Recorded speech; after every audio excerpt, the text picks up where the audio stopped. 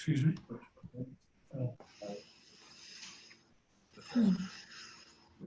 Got that.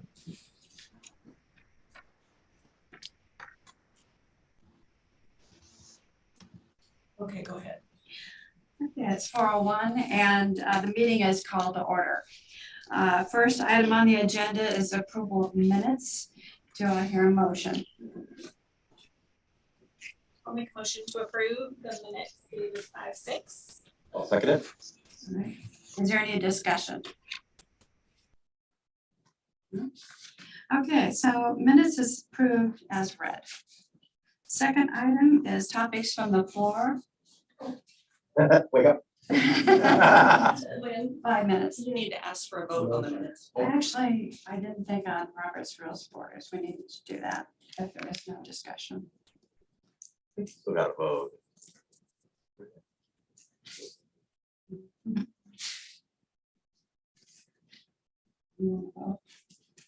Yeah. Okay, Wait, okay. So, just one moment, please. So we're gonna have a vote of approval. All in favor, say aye. Aye. All opposed? Formality. All right, minutes approved as read. All right, next is topics from the floor. Okay, do I need to move up or am I fine here? Okay. All right, I'll be brief. My name is Robin Toski. I'm here to bring to your attention something that's on the Planning Commission and City Council agenda coming forward, having to do with a, let's make sure I say it right, vacation of public right-of-way and say annexation of some property. And it affects access to the trail to the river, which I believe is part of your, under your umbrella, I'll say. And also the trail that, or the road that is First Street that is a dead end, but at one point there was a potential bike trail or walking trail proposed there. So that, I'm just here to invite, bring that to your attention. The Planning Commission is talking on it tomorrow night at 7. I'm sort of speaking on my husband's behalf. He's on the Planning Commission and it's on the City Council agenda for July 20th. So, Robin, I'm confused on where you're talking about exactly. it is, Block lids. I know where Keith Lock lives. There's a trail at the end of the street. I've walked that trail many Using times. that, can we use like a Where- road, because I don't It know. is- First, correct? Columbia Boulevard and First, that's correct.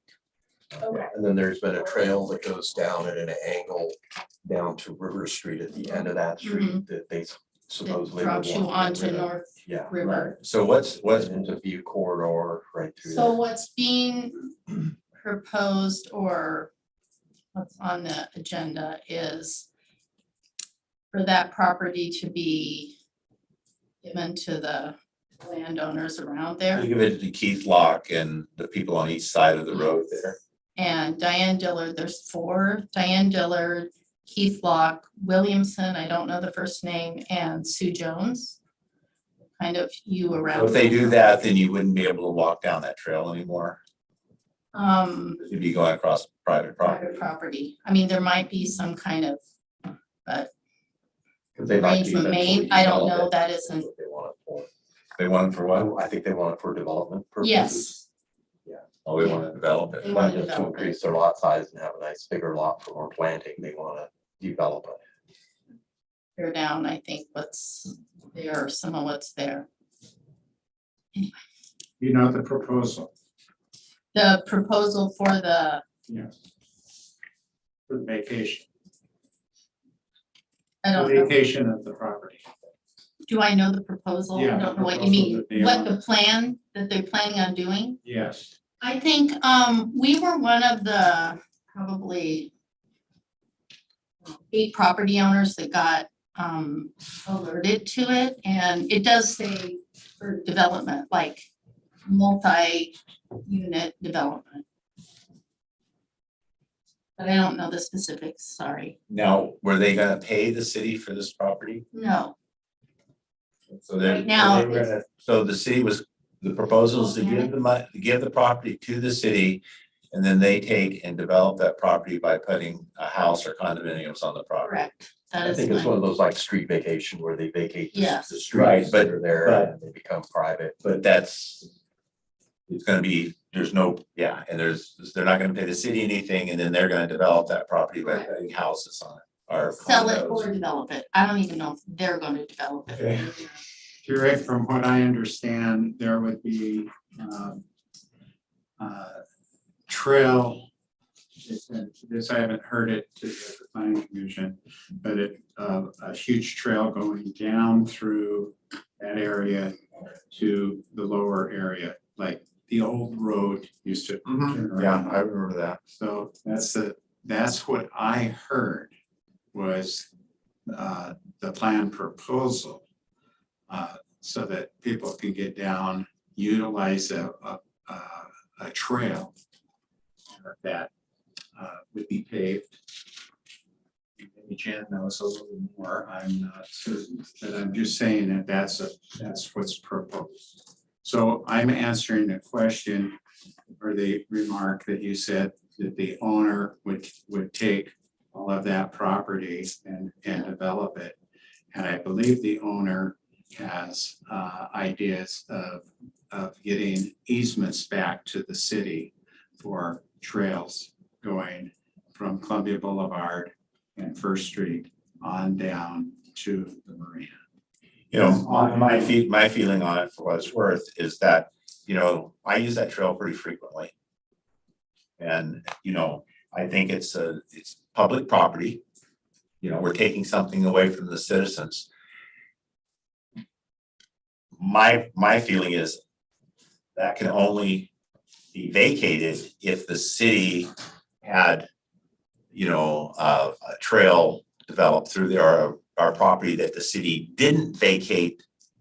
I'd say not vacate, because if you don't vacate it, people will say, yeah, we'll build a trail.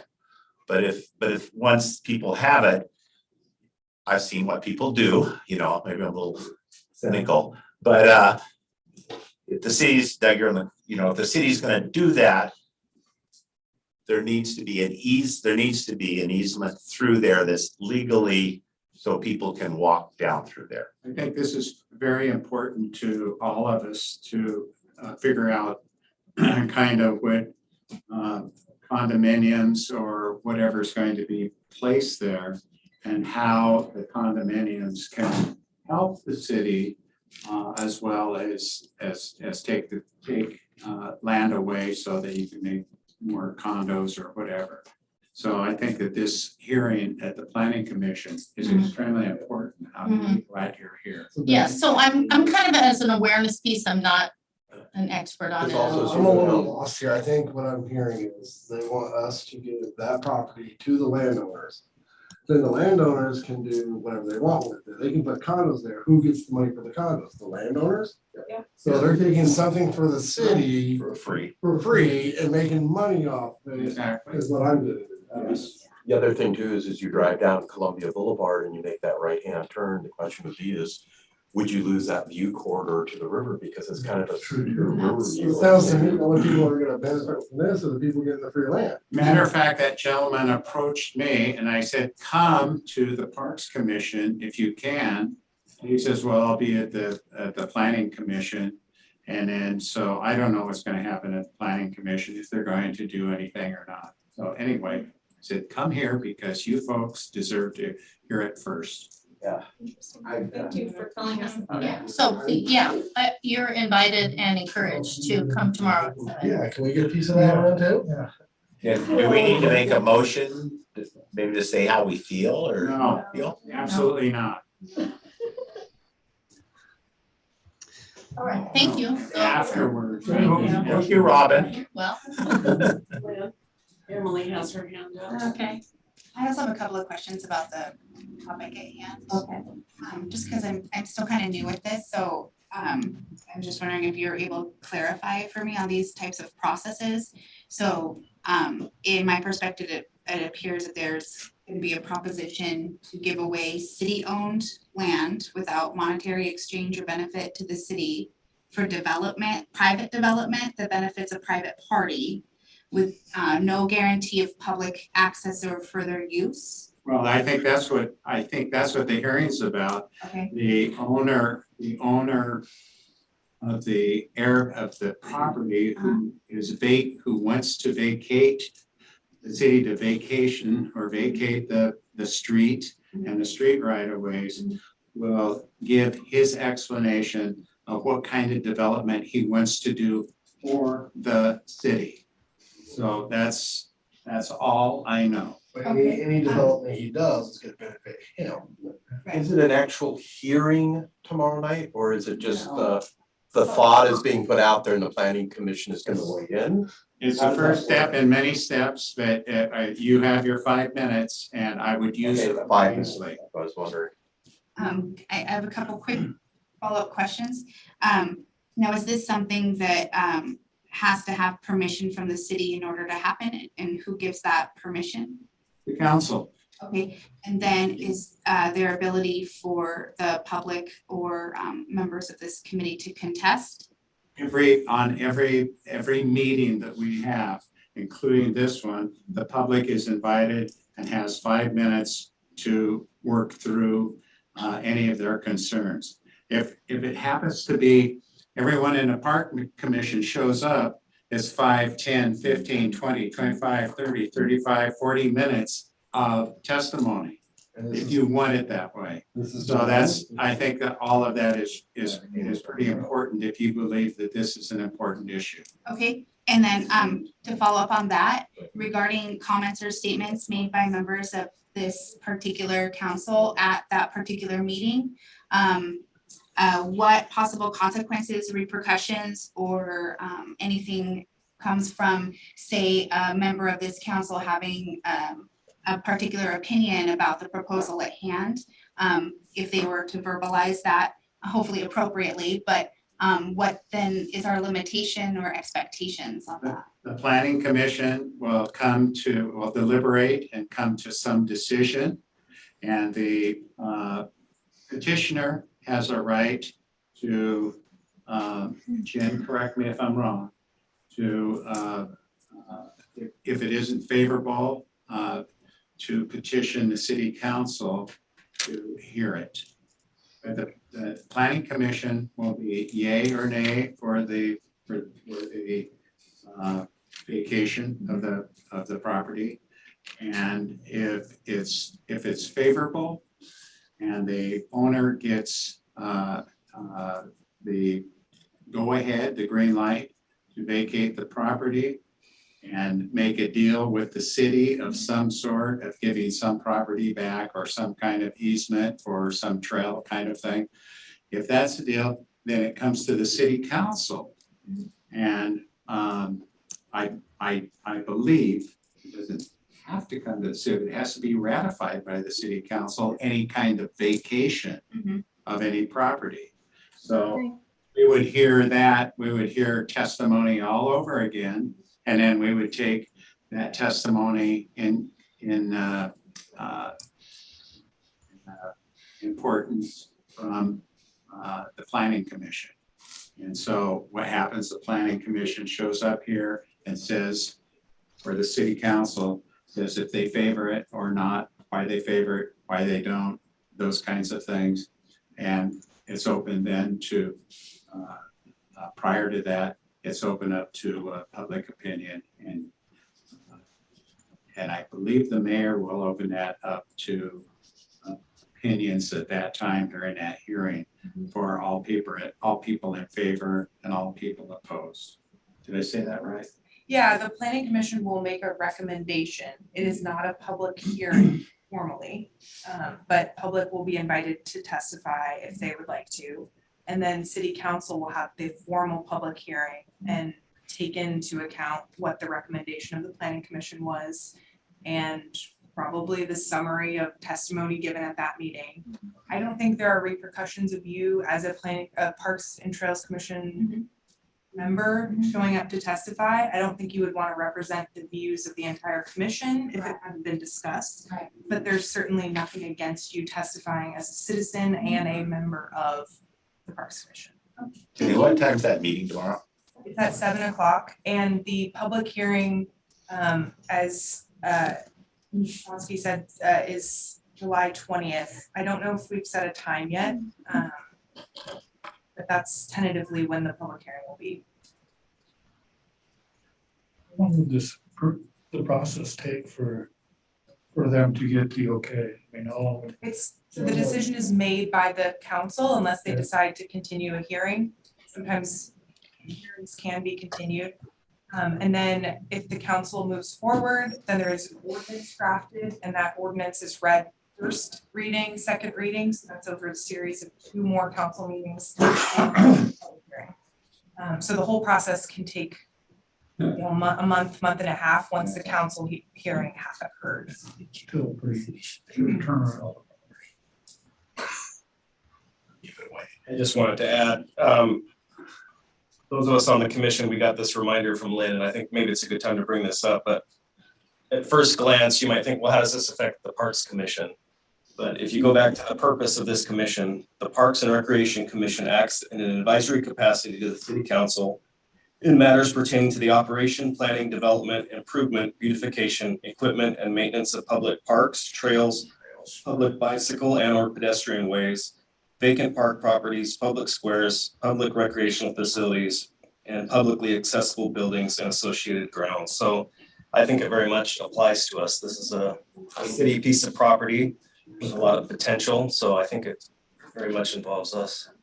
With that in mind, considering our scope and responsibilities, is this a topic that city council would consider the Parks and Recreation's group opinion in their decision making? We always consider the Parks and Recreation's opinion.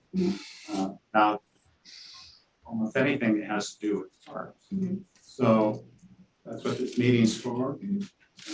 There's any issues of importance, I will take that to the council and talk about the conversation that you folks have had.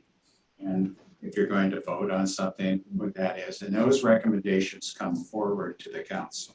So say, and this is hypothetical because we've had no discussion on this, so I'm not speaking for anyone else at this time, but say the group had a discussion and we felt that it was important that as the Parks and Rec Commission, we either supported or opposed, and we agreed to make an official recommendation to the city council on the topic, would they receive that and use that in their decision making? Of course. Thank you. I would propose we add this to our next meeting because the public hearing is July 20th. So if we can have a topic to discuss after we've attended or listened to the planning commission meeting, seen all the materials, and then we can make some form of recommendation or whatever we want to do. And then if there's other concern, it's on the agenda, the public knows that we're going to be talking about it and they could come to us with concerns. It's interesting you bring that up because as time goes along, this group has the capacity to call an emergency meeting anytime. And I'm not certain at the time, what the time intervals are on that we've got to get the meeting advertised. Is that, what's the time intervals on the of advertising a meeting before we have it? It's like 10 days? It's a week, Mhm. it's 7 days, Is it 7 days? I do the meeting, well, no, actually, it's 2 weeks, because. No, that's what I thought. I thought 10 days. And then I don't see how this can be anybody with the landowners. July 20th is the public hearing, so we'll have a regular meeting before that. So I don't think we need an emergency one for it. Yeah, because I think we can wait and see what other groups, what the planning commission recommends off of it. Yeah, and I City would staff has a I would urge you recommendation. to include the staff report in your packet. That way you're basing all on Yes. the same packet of information that staff has prepared. And that planning commission version is done because it's in the packet for tomorrow. You can view that tonight if you want to read through it. I have a question for Doug. So Doug, if the city wanted to, city commission, that is, could they vacate that property with a trail going through there and then sell that property to a developer? Does the city have that capacity? Of course, and of course, we would never do that, I don't think, unless unless it's loaded with other kinds of people who don't have the city's best interest at hand. Very seldom we vacate property, and I've always had a bias about vacating property. And but sometimes it makes sense, you know, and many times. There are times, and actually, that area down there has been vacated on my watch, and it was something that, like you said before, that developers sometimes will say what they were going to do, and they didn't do it. And so that's what happened down there on the lower end of First Street so far, down behind on the marina, in the marina area. That property was vacated 15 feet on one side, 15 feet on the other side. And it was vacated on the understanding that part of that would be parking, that they would go into with the city and work a parking issue out in that area. So far, that has not happened. Well, I know when they vacated that property there at Knob Hill Park, there was camas there, and then the guy kept parking on his property that had been vacated, but he also kept parking on Knob Hill property and destroyed, you know, camas. I would say, correct? Yeah, because usually a street vacation doesn't, half of it goes to the property owner on one side of the street, half of it goes to the property owner on the other side of the street. So I think that the way that kind of works. Yeah, I mean, I think we're getting off topic. We are, and you need to get out of here, so. But yes, that's typically who is, has a vested ability to get back. Well, let's put it on the agenda for next month where we can spend a little bit more time on it. These comments have been very helpful for me too, to gain an understanding, because this is the first time that I've personally been in this. I think it's a healthy conversation. And to me, it's a good thing to do. I thank our guests for coming up and bringing that to us. Anybody else have, besides Emily? I have to do a photo of everybody. How much time do you have, Jenny? Are you on a time constraint to be out of here? No, the agenda's fine. I want to make sure photos are had. Okay. Would everybody mind standing up quickly and sort of gathering kind of against that wall over there? We'll make it quick and pretty picture. Now all of us in your Oh, wow. You have a historian here drawing pictures for us. Secretary.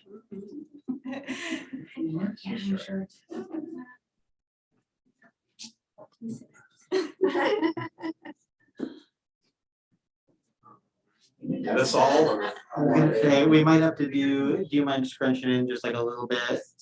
Yeah, there you go. And then everybody take one step that way if you can. But not you, please don't take one step that way.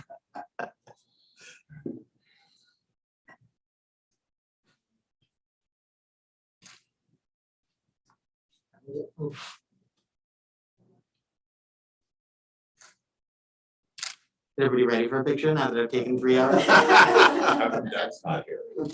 Yeah, why not? I'm not part of the commission.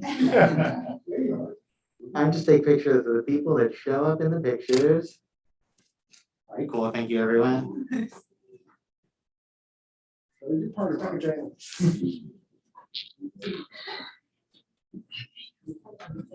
Well, we got our alibis. We're all here too. So, and there's one more comment from Emily. Yes, I do have, I'm speaking as a citizen of St. Helens when I ask these questions. My first question, which will probably be addressed at the next meeting, is if there is a trail that is developed, could the maintenance of the trail be part of the developer's prerogative, or does the maintenance of the trail fall specifically onto the city? Good question. My question to that is you'll have to come to the planning commission to see what the owner or the petitioner is proposing. We don't know. Okay. And then the last question that I have, I spoke to a gentleman at one of my volunteer projects, and he mentioned that there are public lands that are maintained by the city of St. Helens and accessible to the public. Is that the case? And if so, is there a place to locate these areas if you want to go for walks or hikes or spend time in nature that's a little bit more wild and rugged, so to speak? Where is it? Which area are you talking about? To be fair, I did not get good directions. I just got told that there are a couple of areas that the gentleman in question told me had signs that said City of St. Helens property. To be fair, I think he indicated they were up Weyerhaeuser Road, so it could be that they're Weyerhaeuser property, but I'd love to know, are there any public lands that are accessible to the public? I mean, you've got the lakes, the lake that's up there, and then is the piece. Reservoir. Yeah, the reservoir. And then is there like the piece of property that they bought that the guy wanted to take all the rock out of? Is that a city piece of property that's open to the public and stuff? Where's that? Oh, God, is it? What was the one where they wanted the glass to take it down to build a home site? Okay, whatever. Yeah, we're getting off track. Is there public information on Salmonberry online, you guys know, on the park page? I've never. It's city watershed property and there's public access to it. Yeah, I just wondered for Emily's purposes, if she looked it up, did she find it? I've never found it on the city websites. I've found it on like non-city websites, like random trail stuff that people have posted. You're raising some very interesting questions, Emily, that could be an interesting thing for somebody in this board someday to take on, is to locate some of the areas that are slightly more open, that aren't necessarily developed but are owned by the city, that you could walk on, but they're not a park, they're not anything that is. I know that the city of St. Helens owns a property off of, I believe it's Aprey Road. They've got quite a few acres off of there that's a public area that's owned by the city for, like, I think they have timber that they've got in there. Is that right, Doug? Yeah, Emily, that used to be our water source years and years ago. Salmonberry Reservoir. And I think that's what you're alluding to. It's now our forestry project. That's a tree farm, and it's logged every year, harvested, I should say, most every year, and in sections. And it's part of the monies that go into our general fund and help pay for parks. So it's lucrative in that sense. There's, and I forget the acreage, the thousands of acres there is in that area, but that's probably what this gentleman is alluding to. And so since there's logging going on, it can be dangerous to just open it up and have people walk on it. So it is treated like a tree farm. And the reservoir has always been an issue of, can we open that up to recreation? And if so, who is going to maintain it? Who is going to be responsible for the safety and welfare of the people who use it? So many things have been discussed over the last several years of having a camp host there and making it go. It doesn't go anywhere because things don't pencil out in terms of economics of doing that. And so that's probably the area that you're alluding to, I would think. I suspect you're right, and I appreciate this information. I would love to be able to, there's a lot of great walks with the parks, but I end up going to Portland a lot of the time to meet my friends for hikes in some of the nature areas. And I was hoping that there were more hidden properties than I suspected, so I could start thinking about bringing some of my Portland friends to the city of St. Helens for walking locations. The trail. Mm-hmm. So thank you very much for answering my questions. Thank you, Emily. Good comments. Anybody else? Okay, going on to the counselor's report. That's at the end. It's on the agenda as the next item. Oh. Okay, we'll make it at the end. Okay, so the next is new business, and it's a welcome to the new commission member, Scott Jacobson. Glad to have you. Appreciate it. And he was also on the tour of the Dalton Preserve last Saturday, and had a good time, dry time doing that with Carmen. It's dry as it could. Yes, as dry as it could be. Grass was totally wet.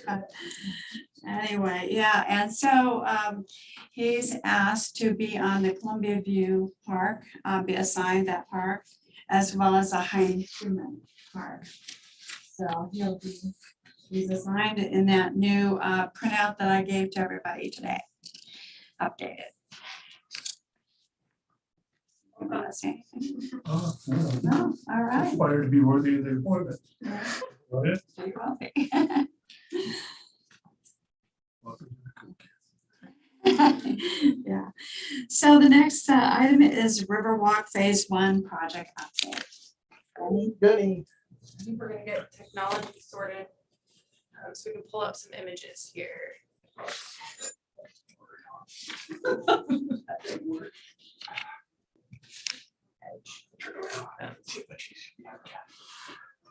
There. Oh, it's on this screen, yeah, just gotta drag it. I'm going to do this, and I'm going to do.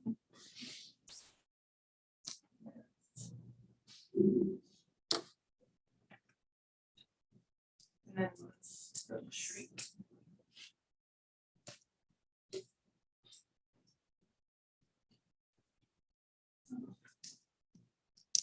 Oh, I think everybody at home can see that though.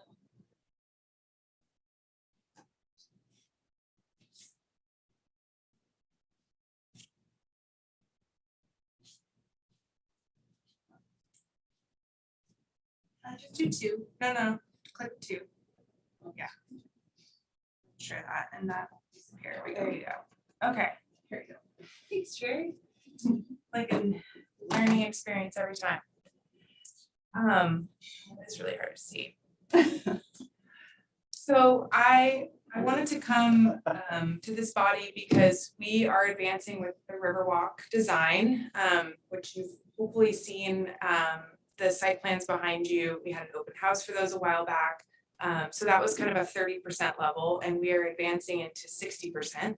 And so I wanted to come update this body. This is more informative, but I would love feedback if you have specific questions or comments as we go through it. We'll just keep it informal. There's 10 minutes, so I know there's a lot here. I'll try to go quickly to keep us on agenda.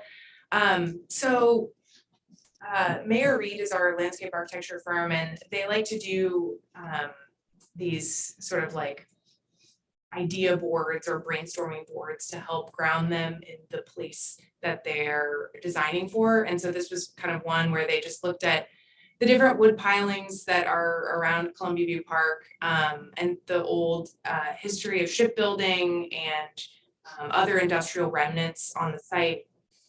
And then obviously we know basalt is a theme throughout our community, and so they looked at that as a material, and it's incorporated into the design of the park. They also looked at different materials, and these are just meant to invoke a sense of Caroline or Caroline Skinner. welcoming or warm and natural. So you'll see that there's some water, wood, stone, steel, and some greenery incorporated into the design itself. So he wanted to do an interpretive theme throughout the entire Riverwalk itself, knowing that phase 2 wouldn't get constructed right away. We don't have the funding for phase 2, but we wanted to take a holistic approach to interpretation so we can kind of tell a consistent theme throughout the site. So you'll see some interpretive elements in phase one that will get built, but just know that it's part of a larger storytelling throughout the entire site. And if you're interested in this, we worked really closely with the Museum Association. Les helped, craft the messages that we were telling and making sure the accuracy of what we were telling. So thanks to the Museum Association there. But you will see, and I'll try to point them out on the site plan, areas for interpretive elements on the site plan. So that's the intent of this. You don't need to read all this. I'm not going through it. Let me know if you're interested, and I can get you the full 16-page document that's got all the stories we're going to tell over time on the site. So here's the site plan. I don't know if I can move this out of the way. Sorry, it's so hard to see. I can try to zoom in more, but then you wouldn't see the whole park. So let me just orient you on the site plan a little bit. So this is the existing park footprint, kind of right here. This is that upper picnic area. So here's Strand where you park, and then the restrooms are right here. So some of this is existing park, but much of it is new. And so if you remember last time I came to this body, I asked for approval on a park expansion. So this roundabout right here borders kind of the southern end of what is the expanded park. And this traffic circle will be an extension of Cowlitz Street. So Cowlitz will terminate on the site and you'll be able to turn around. That will also serve as a natural place to be able to close the street during 13 nights, which maybe you've been recently, but this whole area gets closed off to vehicles. And so this will be a good place for them to turn around if they happen to come when the street is closed. Where's the splash park in this? Yeah, that's a good question. So it's right here, and we're leaving that alone. So just to orient you, this is the existing park footprint. There's kind of a fence line or former fence line right here. So the exciting thing about this is we are moving forward with renovating the playground, and that wasn't originally in the scope. This play equipment is, I think it's 2011 when it was installed, so it's coming up on over a decade. It also doesn't really work during events. There's loud playing happening right next to the stage, and it gets pretty wall-to-wall kids during events. And so we're expanding the footprint of the playground and adding some really cool amenities that you might see in a park that's newer today. I know you have a question.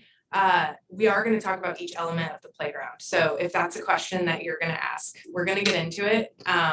It was just really quick, just regarding the current structure, will you be either removing it or repairing it or replacing it? Yeah, I know in the past we've found a home to donate, so I'm sure something like that can happen again. But I don't know where it's going to go yet. Oh, but you do plan on removing it? Yes, yeah, it will no longer be in the park as part of this. So I'm gonna go into kind of each element in the site plan, and maybe if it's a quick question like that, we can get into it, but otherwise let's try to hold questions to the end, because otherwise we'll be here till 7 o'clock. So that's kind of the play area where I have my cursor. This is a stormwater element, so this will be used to treat the stormwater of the new Riverwalk along the edge. And then this is kind of an overlook feature of the Riverwalk. So the top of the bank is kind of where this contour is. So you'll actually be able to extend to get closer to the water along this overlook here. So that hopefully orients you to the site plan a little bit. I'm gonna talk about the stage element first, or just this area over here, and then we'll do the playground last. So first, this element is bordered by, I'm gonna call it a berm. So this area gets built up and kind of encloses you in this event space. So that's what this little triangular feature looks like. So if you imagine maybe a 4-foot tall, gradually sloped berm where you could lay down a picnic blanket and actually be involved in the event when it's happening, or just roll down it if you're a kid and you want to play. And then the backside has some seat walls, so you can sit and actually watch the docks down below if you're on the backside. These are representing seat walls, basalt seat walls. And then another new component of the stage itself is that we're incorporating a dance floor. So this area will be all paved. You won't have the kind of interlocking tiles that have kind of gone out of shape and worn pretty quickly with weathering. It'll also be sunken a little bit. So when you're standing here and you're enjoying the show, you're not blocking the views. The stage itself will be elevated slightly. And then we're gonna see some renderings of the stage, but this is also a storage area for all the equipment to be stored. And really excited about that. You don't have to lug all of the equipment from basically this building out every 13 nights. And also just, you know, maybe we can expand our offerings and do more theater type thing, you know, that could be used for props and other projector screens and things like that. So it'll be secure. Let's see, so I think that's all the components. We'll get into what the stage itself looks like. You'll notice the existing gazebo will get removed as part of this, and it's set back a little bit. So the new stage is set back further than the existing gazebo, and that's to allow more area for the event itself. So you can pull up a chair just like you would today, but there's much more space for gathering. And the stage itself will have a better sound amplification system, so that distance, I don't think it will feel like much of a distance once we get new equipment. So here's some of the landscape materials that they're looking at. When I say a concrete seat wall, this is something that it might look like. When I say a berm, that's something similar to what it would look like. And then here's the existing amphitheater, the stacked rock seat walls, those are remaining the same. Concrete paving, and then basalt columns. We were very specific to tell the landscape architecture firm, we want black basalt. We don't want this like yellowy basalt because they're similar rock, but we want the St. Helens basalt. So you won't see this color basalt out there. So another cool feature behind the stage, and I'll show you on the next slide, there's going to be moving walls. So when we want to close the stage off and have better sound amplification and get some wind block, we can close that area off, but we're not blocking the views year round when there isn't an event going on. And so I will show that now. So this will act as like a railing with sliding doors. So there's like multi-level doors that slide open and shut. So in its day-to-day functionality, it will look open and those doors will slide right behind this storage building. So they'll be out of the way, they won't block views, but when you want to block the wind and amplify sound, you can pull them out. You can also do segments, so if you want to just leave maybe one door open and then have the corners, so if you have a picnic or a reception out there and you want to just close off one area, those are flexible in that way. The stage roof looks similar to what it was proposed back at 30%. There's some transparency to the roof so that it's not completely dark when you're in the stage. That's what these kind of sections of the roof are. I think this glulam beam is what it's called. This bent glulam beam will be a very iconic feature when it's built. You know, these 3D renderings don't do the materials justice. I think this is going to be very pretty on the underside with those wood beams. What's the roof made out of? The roof itself, I think, is metal. It's obviously not going to be white, but Howard, it's a good question because in 30% we kind of are still working out the concept, and then as you get it closer to 60%, you work out more details, and so those types of details will get worked out. So that's the stage. I know that was a lot and we're still not into the playground yet. So focusing on this area, really, really excited about this feature here. So now that we know what a berm is, we're planning on building up an area and having features built into a berm. And that will be the major component of this play structure. So these little balls are these half dome balls that you can kind of climb and walk on. They invite more creative play. So you can kind of bounce between ball to ball. Kids can come up with their own games. You know, they can avoid the balls or try to stay on them. So it's kind of a wide age range that these half dome balls provide. We've also got a banister slide, which I think is going to be really popular. That's what these little lines here represent. And then we've got an embankment slide with some poles so you can kind of run in and out of them. And then there's this hill rope climber that you can kind of pull yourself up the berm and then slide back down. So that's what this area is representing. This kind of rounded element is all pour in place structure. So that's what this material is. So this will all be kind of like that bouncy feel when you walk on it, you know you're on like a softball protection. So that whole area will become kind of this big play area. This round structure is this rope toy.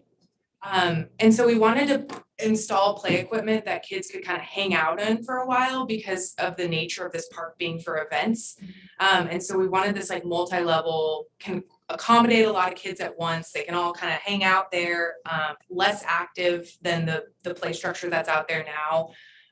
We noticed during events, people are running up the slide and coming down the slide, and it's just like a nightmare.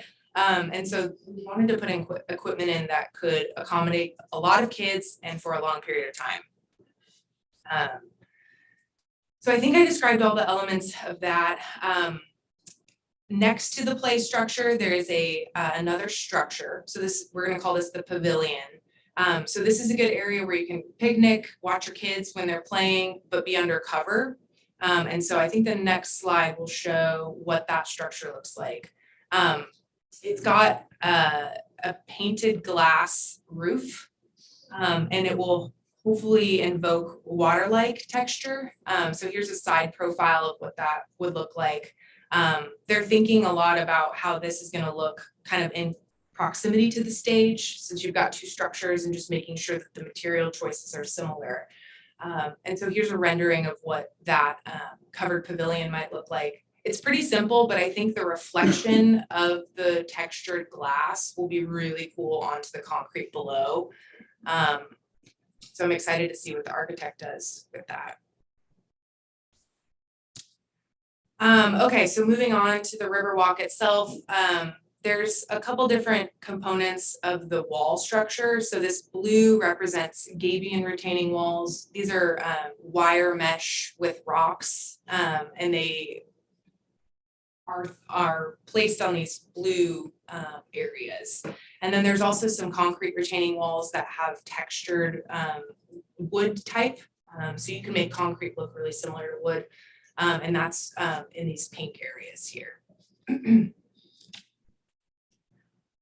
Let's see, so concrete textures. So along the overlook, it's kind of a special feature. So there's stone pavers at the overlook, and then the rest have these just large concrete paving areas. Railing. We spent a long time at the Technical Advisory Committee talking about railing. It's important to get right. It's got to be safe, and it needs to weather well. So we're proposing weathered steel as the guardrails, and that's also to avoid too much silver and concrete and like a modern feel. I think this will help keep it warm. And so here's an example of what the railing might look like. These are the areas with railing. So you'll see there's some areas like this concrete seat wall area that doesn't have railing. Here's a couple different examples of the types of railing we looked at, ultimately deciding on vertical as opposed to horizontal. You can climb the horizontal railing a lot easier, so we wanted to go vertical. And then here's a couple areas where we're going to do the interpretation that I mentioned, the stories that we're going to tell. This story, I'll just say this one, I'm really excited about this one because we know that this is all fill. Historically, this was a deep water port where this park is. And so we want to tell that story. There's a really cool photo and it's iconic. You can see the courthouse and there's a deep water port right next to the courthouse. And so I think that's a really cool story to tell here with images provided by the Museum Association, of course. And then here's some types of ways we can do interpretation. These are like really nitty-gritty things, but it makes a difference. You can have it built into the top of the railing like it is here. You can have interpretation on top of the top rail. This is actually a really similar type of guardrail that we want to propose, but with weathered steel. I think this one looks particularly nice. And then you know, have traditional wood that you might see in like a nature park, for example. So these are just examples. Okay, so I'll leave it on the final site plan. As I mentioned, this is, it's at 60%, or we're moving into 60%. So you will see this again, and it'll just keep getting more and more detailed until we get to construction phase. So I'll open it up. That was a really long time. Idea of That is so cool. construction A date. lot. Yeah, that's good. Thank you. When do you think some of this may begin to be actually in the ground? We're hoping construction next summer. So we're gonna bid it. Obviously, we're at the bidding cycles, you know, whatever their construction companies are able to give us for a timeline, but that's what we're hoping. And one comment I have on that is, you know, you have a sliding door on the stage behind it. Yeah. We get a lot of wind coming this direction. What I was thinking is you could have another rail shorter that could fit on the upriver side of that little storage shed that could slide out there on real windy days. You could block the wind from the. Oh, like an L shape kind of on two sides of the stage? I Yes. see what you're saying, yeah. So it would be like right here. Yeah, on the other side, the upriver side, downriver side, yeah, right there. So this will be the building. Do you mean like just this section right here? Yeah, and then you know, I'm not an architect, but what I was thinking is that, you know, the rail could be on right below your arrow there, and then it could slide forward. Oh, I see. But the reason I say that, because there's a lot of wind coming from that direction. Mhm. Yeah. Or be designed so that that could be an option if it proved to be too much wind, it wouldn't be hard to retrofit Yeah, a little addition. we spent a really long time talking about the wind, and originally they were proposing semi-transparent walls back there, and we said that defeats the purpose. We need them to be solid so that they block the wind and amplify sound, not semi-transparent or have, you know, holes in them. We got friends that live on the river. I don't, but friends that live on the river, and you know, when you're there on their patios or decks, Doug can say that you do get a lot of wind. Yeah, I think the structure will help a lot too. I mean, just the positioning and the length of that building right there will help block quite a bit of it. Question about the like little pavilion seating area, glass top. Yeah. Is there a plan yet for how seating will be distributed, or what that plan is gonna look like, or is that a future stage? Yeah. Yeah, so I think there's just 2 picnic tables proposed, and I think they would be fixed in the pavilion is what we talked about. And obviously, we're involving Shauna in these conversations too, and the parks maintenance crew, to make sure that what we're proposing works with them. Shauna's been awesome in our technical advisory committee meetings, helping with, you know, picking benches, trash can, you know, making sure it's cohesive with the park. And then also talking about lighting and security at night. You know, we're definitely involving all staff that will have to maintain these. I'm just thinking of like perspective, like as a parent, if you go down to 13 nights, you want to be able to see your kids playing, but then see the stage. So like having things positioned under that pavilion where you can kind of do both, or kind of like think of things without backs so that you can turn whatever way you need to turn to watch where you need to watch, and kind of be able to look all the way around. Yeah, I think positioning of the picnic tables is a good point. It's just making sure that there's not secure. Yeah, and not blind spots, like with all the berms and stuff, I'm thinking like trying to minimize blind spots from with the seating area to the playground areas. As much as possible, and just making sure that, I guess, maybe that's not the only seating area option. Yeah, great to make sure that's planned out. And I think the seating, just like Woodshire events, you kind of bring your own, right? Like you bring your own seats, you bring your own blankets. Yeah, having movable benches and things like that. We, and just on the blind spot issue, we thought hard about the orientation of the bigger berm. And we positioned it so that it kind of acts as a barrier to the street, which is the closest. So this is kind of almost an intuitive, like, end, a boundary, I guess, to the park. Yeah. But that back side, you know, you won't be seen if you're a parent, you're standing right here, you know, you're not gonna see a small kid on the other side. Is there seating on that side? There is, yeah, so these basalt seat walls are kind of lining it, so you can't just run straight out into the street. Yeah, we were trying to use design instead of fences, right? Use design to keep people in as opposed to just fencing it. Yeah, that's a good. Regarding that same structure, I like it, but with all the vandalism we've been seeing in the parks, the idea of a glass ceiling really kind of scares me. Yeah, no, it would obviously be tempered. It's not gonna shatter in a million pieces. We thought a lot about that too. And I think we thought about that with the half domes, people ripping them out or trying to, you know, graffiti into them or etch into them. The same thing with the interpretive signs. So I helped with some of the signs that are on the CZ trail now. And they were printed on metal and they were really cool when they were installed, but now you walk by and they're all scratched, faces are scratched out. And so I'm kind of concerned about these ones too, if they're gonna be scratch proof or what they'll be made out of, because I think it will be an issue. Yeah.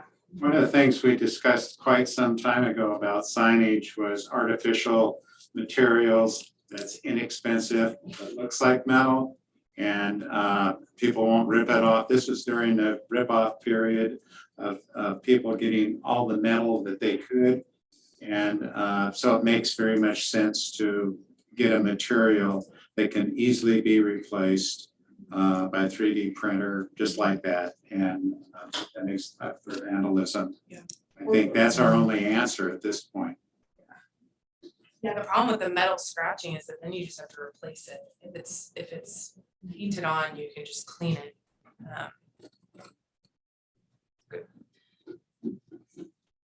Any other questions? I have just one really quick question regarding the dance floor. So the way that everything is set up right now and at the level that it is, it gets quite swampy out there as is. And so when you said that it's going to be dropped, is that dropped in comparison to the level it's already at? What does that look like and what is the drainage gonna look like? Yeah, there is gonna be some regrading of the park for sure. And I know there are civil engineers looking at this to make sure that the stormwater is flowing into the systems and not just collecting. Yeah. But yeah, I'm not an expert enough to know how they're redirecting from a low spot, right? Like, that's a really good question. I'm sure they're considering it, but yeah, I can find out. Yeah, or at least confirm that they're thinking. At least confirm, because for me, as a person who likes to go down there, that's already a deterrent, is Sure. so swampy already. And if it's already going to be lower than where it's at now. My guess is that they have some type of conveyance with a catch basin that's taking it from that low spot and redirecting elsewhere. But I don't know for sure. And actually, on that note, finding out where that redirection would be, really healthy to know whether it's going into other drainage systems in the area and being moved, or whether they're expecting to empty it out. Yeah, most things go towards the river, or in this case, we're building in a stormwater detention area right here. Right. But that I know is collecting Riverwalk, like all of this hard surface. I'm not sure about the new stage. Okay. Yeah, it's a good question. Okay, thank you. Also curious about that retention area. Is there a chance that we maybe could somehow use the water that comes out of the splash park and that could be put into the retention system to keep the plants that we would have in there growing nicer during the summertime, since that water from the splash park is city treated water that just gets dumped into the river right now? It'd be great to see that water get reused, if nothing else, just for landscaping purposes in the park rather than over the edge and gone. Good point, Howie.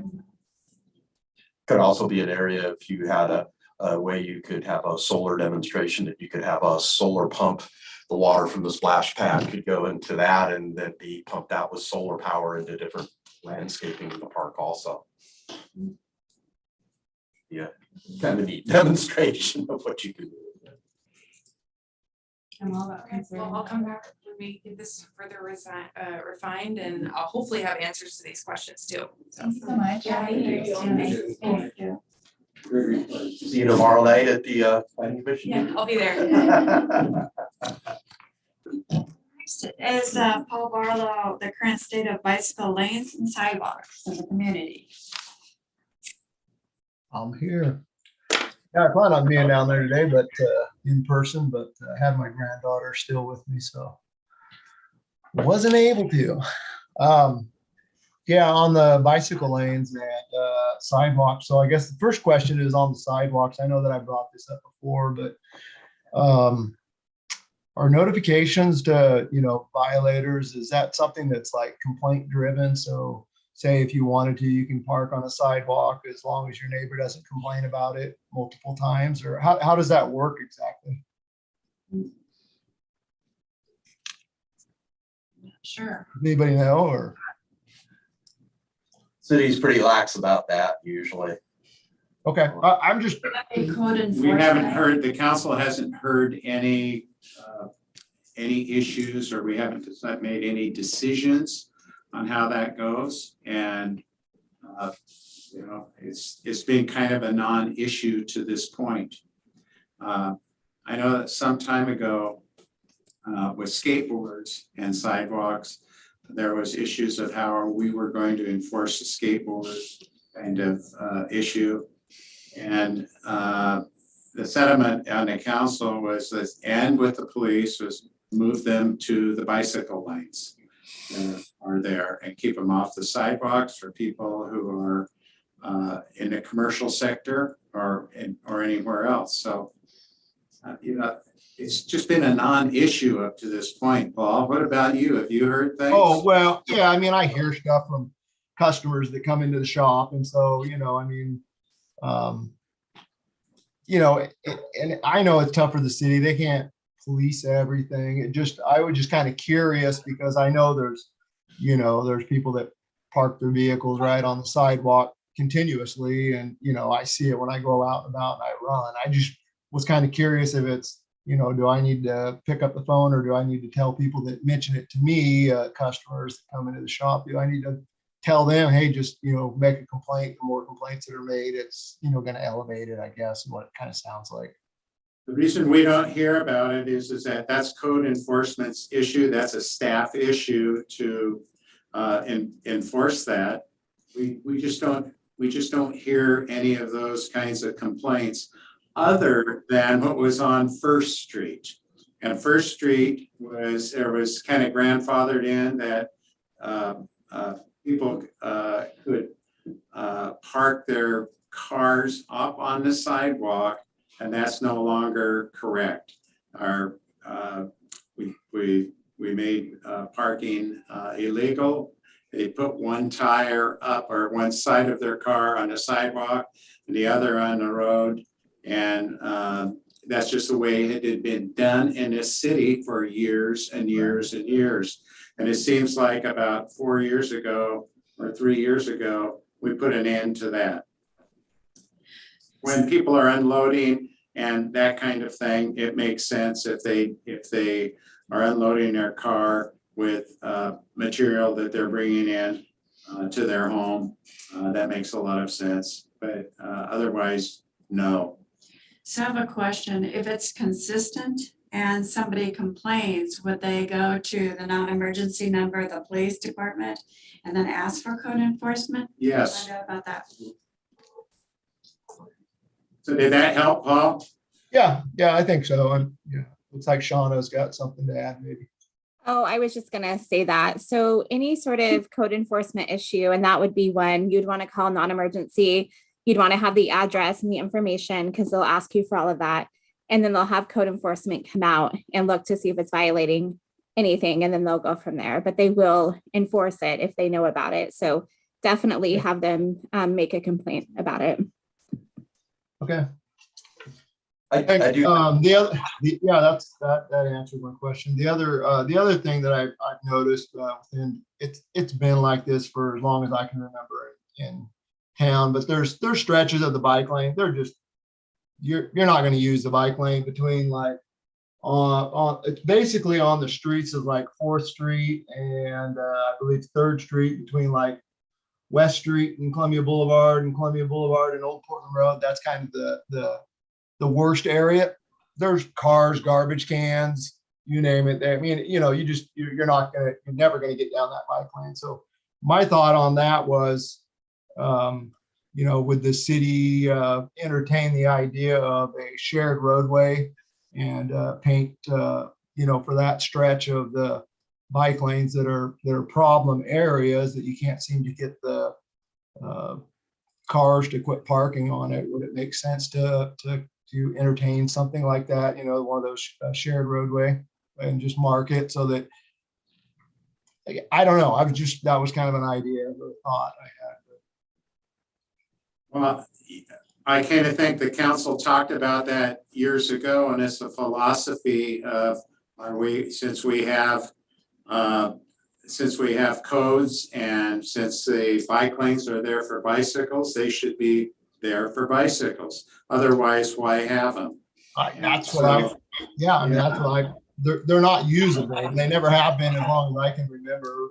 I've never been I've never ridden my bike around St. Helens and been able to pass through those. It's basically that 3rd and 4th Street. That's where the issues are, the biggest issue. But I certainly noticed it on 5th Street.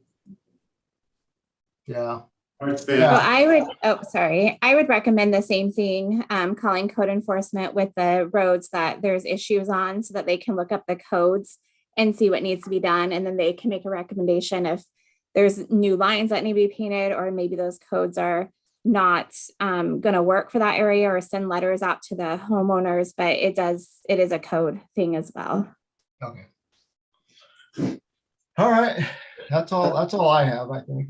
So a lot of that deals with liability too. So if there's an accident in a bike lane, the bike, that's made for a bicycle, and a car has no business on a bike lane or on a sidewalk. So, and I remember the police chief weighing in heavily on that issue. It's all about liability. Who's going to sue who?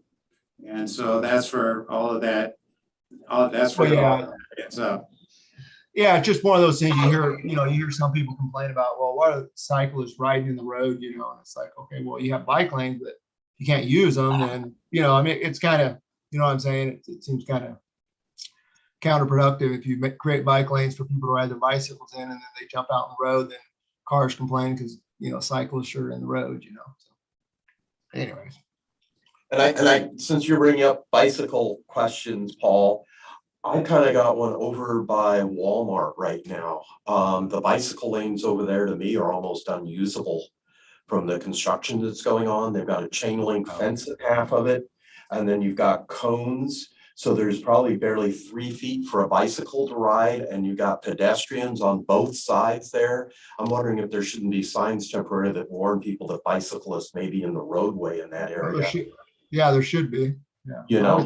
I know on the one side they had like a big chunk of the concrete was missing partway across. They were putting asphalt in for the big steel plates where the cars are, but you got a bicycle that has short rim and there's nothing on the bicycle lane for the steel plate. How do you get a bike across without denting your rim, So I think there needs to be some thought in that area.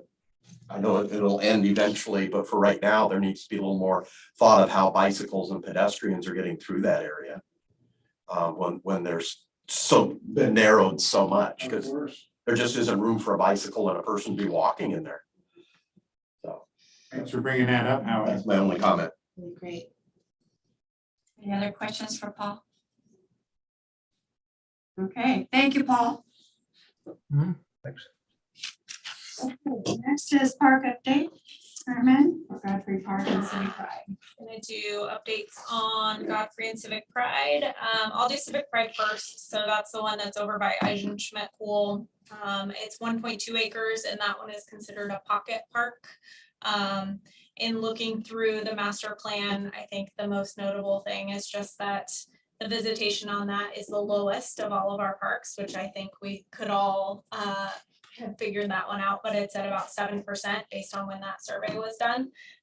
So in the master plan, some of the improvements that were listed as possibilities are splash garden, restrooms with drinking fountain, covered picnic area, play equipment, or sprinkler system, with the top master plan recommendations being the splash garden, restrooms, and play equipment. And the key thing that was noted there was the partnership with the pool. I know that none of these are in the works at the moment, and we don't have a budget to be able to do that, but just calling out that that's what's in there currently. And then just wanted to point out some of the things that we've discussed as a commission in the past is that there's no sign or kiosk or anything there. And so that probably feeds into the low visibility or awareness of that park. Brandon, before, I think maybe a year ago, 6 months ago, did a presentation on the historic side of Civic Pride Park, the history of that. So we want to highlight that whenever we make improvements to the park. And then there was mention of maybe planting more trees there, restoring the flagstone walkway eventually, and then splash pad and water playground. And then we have mentioned the sport court there as well. So that was something new that we had mentioned. So that's just high level kind of Civic Pride Park in a nutshell where things are at. Don't expect any of that stuff to really come up or happen in the next year, like I said, given budgets, but. What is happening is the master plan, and these things should be listed in the master plans as options, so. And these are all in, this is all stuff that's either in the existing master plan or in our master plan recommendation list, so it's all documented, so it's just kind of bringing it up. I'll just add, so I was at Lewis and Clark on Friday for their field day and was stationed out behind the school. So all day I stood and looked at Civic Pride Park, and I just thought, what a waste. I hope something can be done there because it's right next to the school, right next to the pool. There could be kids there all the time. And it's just sad to see it sit there vacant. It has a lot of potential. I think at one time, we were trying to give it to the pool, I didn't even want it. Yeah, we did, they didn't. They're like, no. Well, you know what would help is a sign too, because when I tried to find it, I knew it was by the pool, so I went down the road and I saw the sign that said pool. It didn't say anything about the park. Yeah. So. Yeah, there's nothing. The gardens at the Newman Park, and they seem to be utilized quite extensively. There's what? The gardens Oh, yeah. at the Newman Park. Yeah.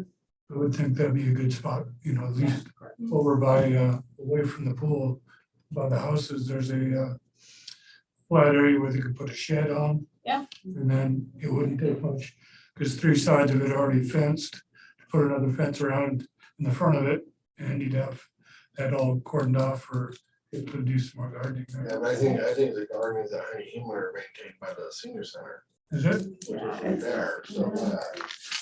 That would be a good spot to have something over there. Another dog park and part of that. Yeah, actually. So that's Civic Pride. Godfrey, a little more going on there. That one is on 4th Street is the main access point, but then there's the trail that goes over to 2nd Street. That one is 3.6 acres, so it's a little bit larger. So that one's a neighborhood park technically. And that one has the picnic shelter, horseshoe pits, has the art horse bike rack, picnic tables, a couple of picnic tables, and a bench, the free little library. And then the play equipment, which is from 1965, so the old play equipment. Visitation on that park is a little higher. It's about 19%, which is about 6th in our park list. That's dated. These are dated numbers from the last master plan, so old numbers. But in the master plan, it mentions restrooms, it mentions upgrading the playground into the natural play area, ADA swing, a new covered picnic shelter, and sprinkler system. And then the key things that were highlighted as the true recommendations were the upgraded playground into the natural play area and the ADA swing. We've talked in this commission quite a bit about an on-leash pet area to the right of the access road. So that's on one of our lists for master plan improvements that we would like to see. as well as the nature playground, which Jenny had drafted up a whole plan for that and we had approved it. It just hasn't gone anywhere because of funding and staff time. So that one would take a lot of staff time to build out, not as much in the funding. So those plans have been presented previously. If anyone is curious, I can track those down and pass those along because I know we have a lot of newer members. And then there have been 2 invasive species cleanups done there over this past year.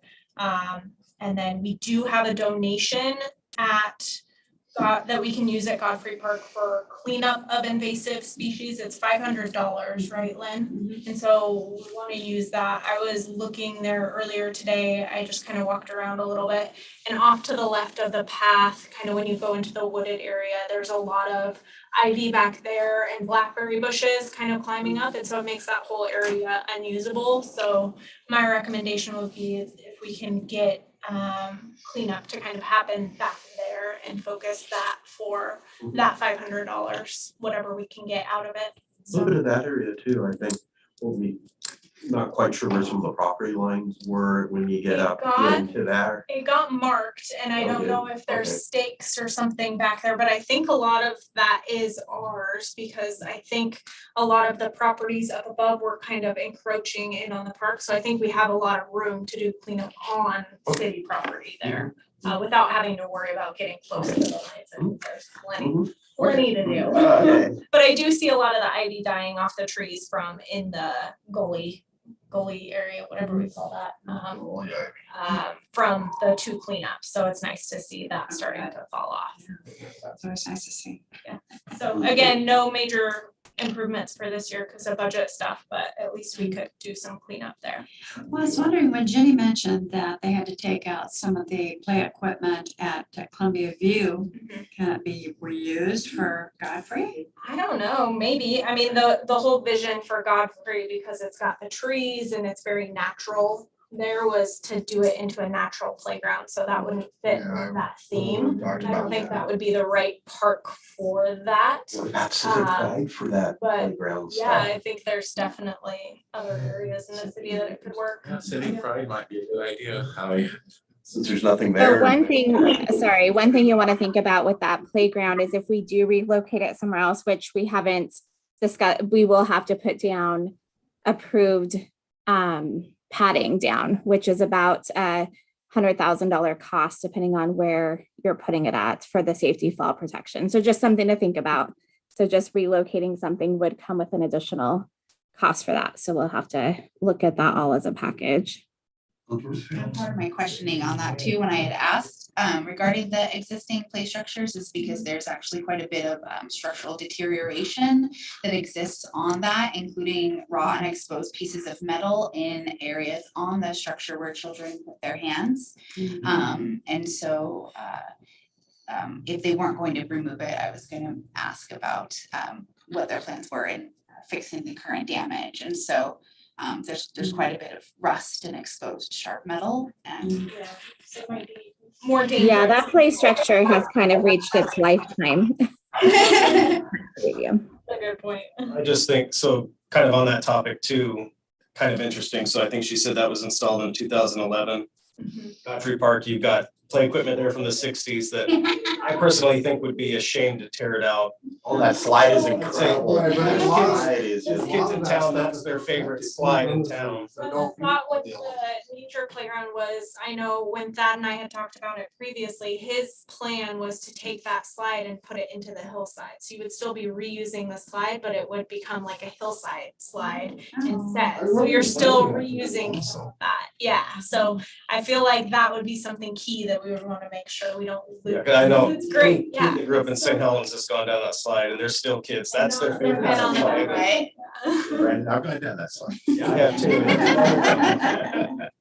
Say we were doing something, maybe we were like down a rope to one of the legs of that, and I felt very secure. Yeah, that's a historical slide. It's there. I was telling Lynn this morning, but that, for a long time, Godfrey Park was the St. Helens Park. That was the only park in St. Helens was Godfrey. And so a lot of history there too. It's a good part. Thank you. Okay, next on the list is Jacob. park for baseball. I brought it up last meeting, is we have no park with a baseball field that's eligible for the 7th, 8th graders to play on. We can even use the high school field, right? We still haven't used our high school field. It's so soaked and wet. All the football games this year were on the road. Because the other schools have turf, we have nothing. Seventh and eighth grade was supposed to play out at St. Helens High School, but like I said, our field is shot, so they're playing all their games away also. It would be nice to have a field where somewhere in town that they could play at. Or if the high school has 3 teams, which we're working towards, or 4 teams, we can have games at the high school and at this other field. Is the 6th Street Park, is that softball? No, it's a pitching machine. So it's not big enough for the 7th, 8th graders. They used to play at the middle school. When they rebuilt the middle school, they tore out the baseball field and they put in a new baseball field. But whoever put it in didn't account for the size of the field. So the field they put in is too small. So we can't use that field either. You mean the fence? It's like they can hit the ball over the top. Oh, yeah, I'm talking like, you just go hit a pop line going out of there. Could 6th Street be redesigned for it? I don't think it's wide enough. It's maybe long enough, but not wide enough. That's my question too. Is there any of our existing fields that could be modified to where we would need a whole new field, or is that not an option? Maybe you should turn the softball fields at McCormick into baseball fields / softball fields, but I don't think you could want them. So how many different size fields do we need? Like 3 or 4? Well, T-ball has 2 fields at McCormick. That's perfect for them. Miners, our pitching machine plays at 6th Street, which is perfect for them. Miners plays at the Moose, so which isn't even our park. They play there. Majors plays at Fairground, which isn't our park either. We have no place for the juniors to play. Isn't there some parks down by Wires or going down Cascade in there? Those are softball fields. Okay, so it could be repurposed then for that. There's possibly enough property there to do one. Yes. Well, I think we've discussed too. I think the plan is those will be gone soon, won't they? Yeah. The industrial area, I think those are slated to be gone. The ones at Boise. So I think that's gonna be an issue too. The public safety building. Do that. Well, I know softball came and talked to us. They have 3 fields at Boise that they use. They leased. But those are softball fields. And I'm sure there's enough room down there probably if you wanted to take out the softball fields to make a giant baseball field. Okay. But we need somewhere for these kids to play. Otherwise, a lot of these kids are going to start playing other places like Scappoose or Rainier or even we have kids in St. Helens right now playing over in Longview because they have no place to play over here. What did you say about McCormick, those 2 fields? What are those? The softball fields, you could probably, softball. but then you're messing with the softball leagues. And Campbell's not big enough. No, aren't you talking about just during school time? Right now, summer time. Could the school make their field bigger? Could the school make their field bigger? Our fields are gonna be tore up. They're redoing the school. So then if we're using the fields, how are they gonna use our fields also?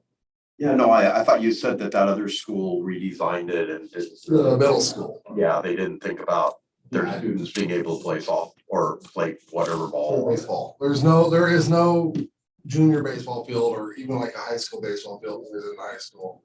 And those fields are gonna get tore up and redone. So we probably won't even play home games on our fields next year. Because I was gonna say those fields on 6, God, they look so overgrown. Yeah, they're for little kids.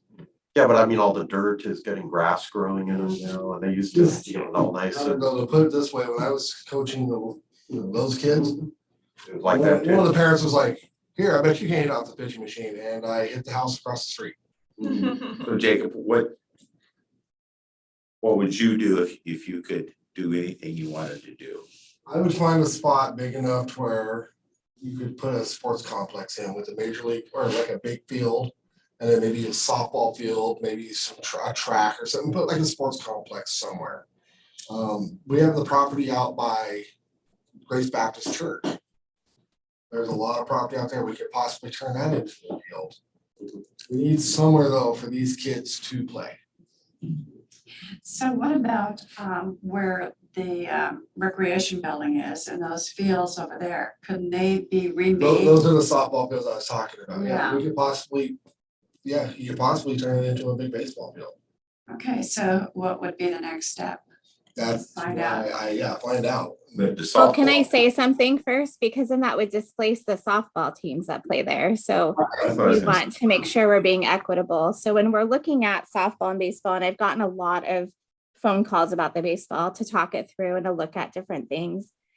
If you look as far as field wise in St. Helens, it's pretty equitable between softball and baseball. Yes, St. Helens Parks and Rec does have more softball fields, but that's because we acquired the Boise property. Because baseball also has a field over at McBride as well. And I'm not sure who plays over there. Jacob, do you know? Nobody plays over there. They use it to practice on. That field is not, you have to do a lot of work to just get it playable. Even practice. And so what I'm hearing is that people want to have a baseball field resurrected shortly so folks can play on it, but we're still a few years out from doing a sports complex if we are even to do one over at the Ross Road property because we haven't acquired that property yet. My suggestion, oh, go ahead. I heard that they were talking about maybe putting a sports complex on the waterfront. What they fill in the sewage Yeah, treatment true. plant someday. I haven't heard that. So I guess what I'm thinking is, so the high school is already working towards steps on getting playable fields year round with turf fields on softball and baseball. They're in that process now. I mean, these take a couple years to get going, right, with the funding and then also doing them. The middle school field, as far as I know, they can't be played on right now, and it's not big enough either for what Jacob's talking about. And I heard, and this could be wrong, but they're in litigation right now with the company that put them in because they did them incorrectly. So that's why they don't want people playing on them currently. So I don't know what a good solution is. I know taking away fields from other sports that have fields currently probably is not the best solution. Sharing fields is an option, but we have to be mindful that a lot of these baseball and softball, soccer, etc., play at the same times. But if you look at how many fields baseball has and softball, it's pretty equitable when you count in the fairgrounds, the Moose, McBride's fields, and maybe McBride is an option to do some more work over there because the field's already there. I understand having to play away, and that stinks. And I know when my kids were in competitive soccer, we played away because we couldn't get fields space for one, and two, it was just too muddy out here, whereas the other places have turf fields. So I do hear you. I understand that it's frustrating. I don't know of a solution. We've looked at all the fields we've had here with staff to see if it's wide enough, like you said, and none of them seem to fit that for the juniors. So have you spoke to the fairgrounds about Asbury Acres at all? We have not spoken to the fairgrounds, but the fairgrounds field there is a major field. That's a tiny field. And I don't see how they could make it bigger for juniors. Yeah, and I know Asbury Acres at one time was talked about becoming a sports complex when I was the president of soccer like 20 years ago, and nothing ever came of that. So I don't know if Asbury Acres might be an option as well. Yeah, so unless anybody has any other ideas, I know I've spent many hours talking to everybody in Little League and such on the baseball fields, and we're coming up empty-handed on what we can do. Has something too. Yeah. Just to make so that rumors don't get out of hand about waterfront baseball fields. It is true that there's a concept of a huge city park if the sewer plant and the lagoon get filled in and that's what the big push is to get that area filled in. And that would all turn into city park because no buildings. And so, yes, there has been baseball diamonds in concept and soccer fields in that whole area, all that acreage down there, as well as a concert area. So that's kind of the concept when we go forward with that of what can happen there rather than buildings. No buildings can be built on a landfill like that, and that would be a landfill. But like in Astoria, that's where their football field is. And that got filled in that way. So that's the concept of those 40 acres in that area, if it is a landfill. And that's why there is so much talk about what kind of material is going to go in there and how it's going to do it. And so that's years away, but that's, I think, would help facilitate a vision of recreation and culture in our community.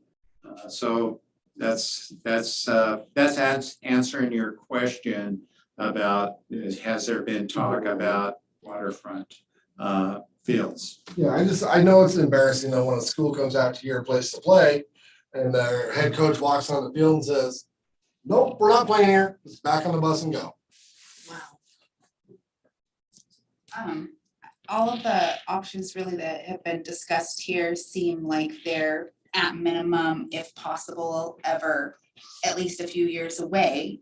Are there any possible solutions that you can consider that would, between scheduling and coordinating and working together and utilizing assets that we already have, do you consider any options that might be at least temporary to assist this issue? I don't know.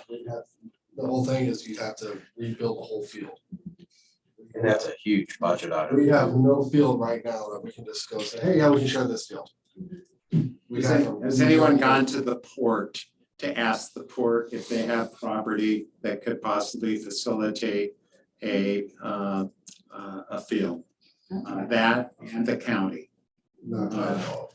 The county will probably say, no, they don't have anything, but I'm not certain about the port. Yeah, not that I know of. Say that too, who would pay for it? That's a lot of money. That's a huge investment. I know Little League came up to us and offered us a big chunk of money to aerate our field, just so they could use it, and it's still not usable.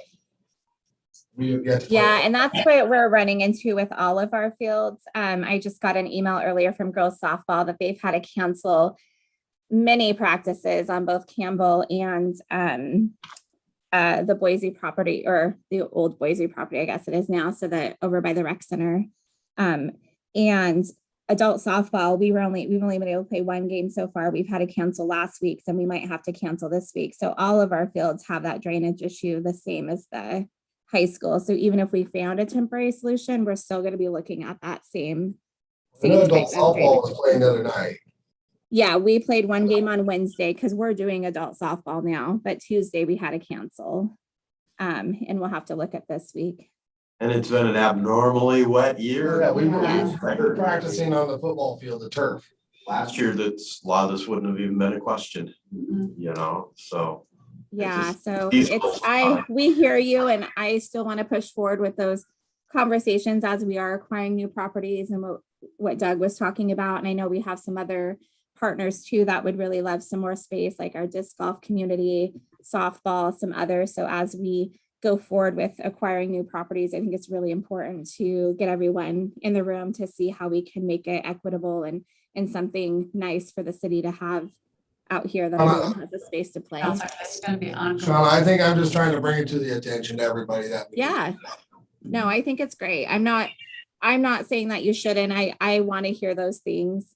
I think that the school is on the right track with putting turf in over there. I think that will open up field space a little bit more because you'll be able to play on it a lot longer. And I think that as we follow suit in future years, it'll be important for us to look at different funding mechanisms to do it. I know the rumor is Scappoose is getting turf.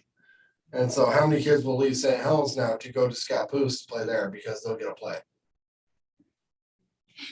Yeah, I think as long as kids get to play, I think it's the main thing. And then, you know, as we can get monies to do things will be important.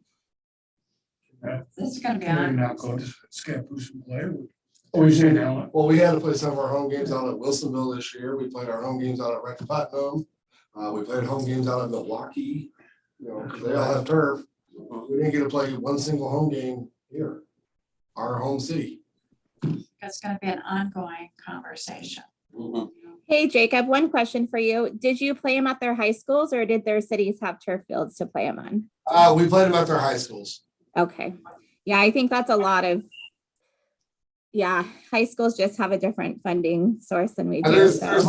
there's very few high schools now that don't have turf. We're one of them, Scappoose and like Park Rose. Yeah. Shauna, could you clarify that I think I'm correct in that I read that those 3 softball fields on the old Boise property will be gone here in the near future if that's slated for industrial, is that right? Oh, goodness, Brandon, that's a great question. I don't want to speak out of turn. I know it's been talked about finding a new home for those fields, but I'm not sure what the timeline looks at that and if that's a for sure thing.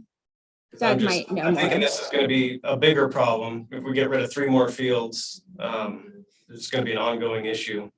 Yeah, I think it's definitely something to get ahead of, but I think with the high school getting turf on their fields, it will make it a lot easier for us to shift a little bit more because there'll be a lot more playing time and time to play if there's lights there too. So Do you mind There has been talk about that on the council as well, with those 3 fields disappearing and with the possibility of a sports complex being built out in the area of the where the golf driving range is.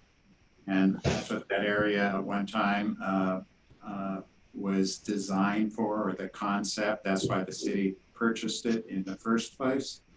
So there are those kinds of things being talked about, but it's in the future. It isn't like, like next year or if possibly the year after.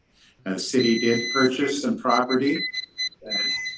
The city did purchase some property off of Maple Street that would allow access to that area rather than access off of Ross Road. So there's that promises a recreational area in that on that what is called the Berm.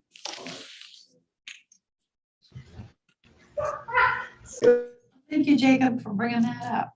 We'll be talking about it, I'm sure, future meetings. Next, we have Paul, drainage at BMX track. Okay. Okay. Yes. Yep. Okay.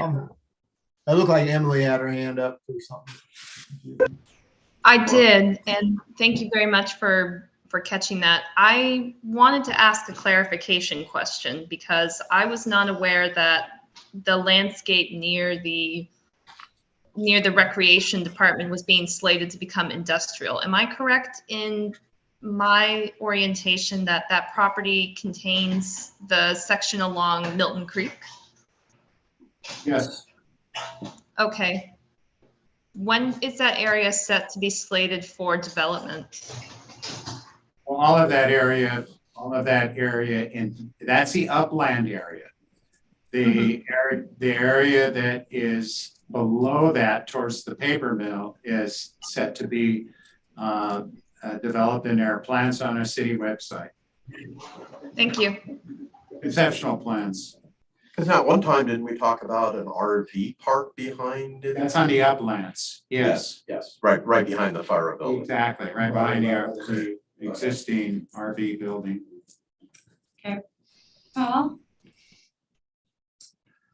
Yes, okay, I'll make it quick. I just wanted to bring this up. I know I spoke with Shauna about it briefly a few weeks ago, but I know a few months back there was somebody that came during our public comments and brought up the concern with down there at the BMX track. There's that walking path that's gets close to the track. It's flooded out. It floods it's flooded for a while now, I guess a few years. And so I don't know why I hadn't thought about it before, and this may just be tribal knowledge, but when the BMX track was put in originally, there's that, when you drive into the park entrance there's a culvert that runs underneath the road, the water drains. I don't know if you've noticed that. But before the track was put in there, that was all just woods back there, and then we, hauled a bunch of trees out of there and cleared the area out and put the BMX track in there. But that's really what it was. We just pretty wooded area. Well, that culvert that runs under the road, part of the this was back in like 2002 when it was put in, when the track was put in.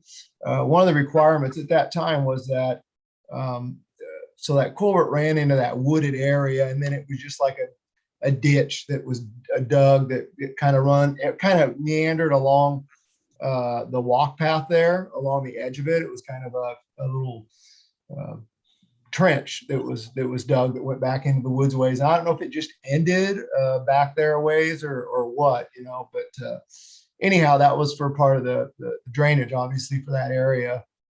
So when the track was put in, one of the requirements is that we would bury corrugated, drain pipe or whatever that ties into that basically replacing that trench that we covered up with drain pipe.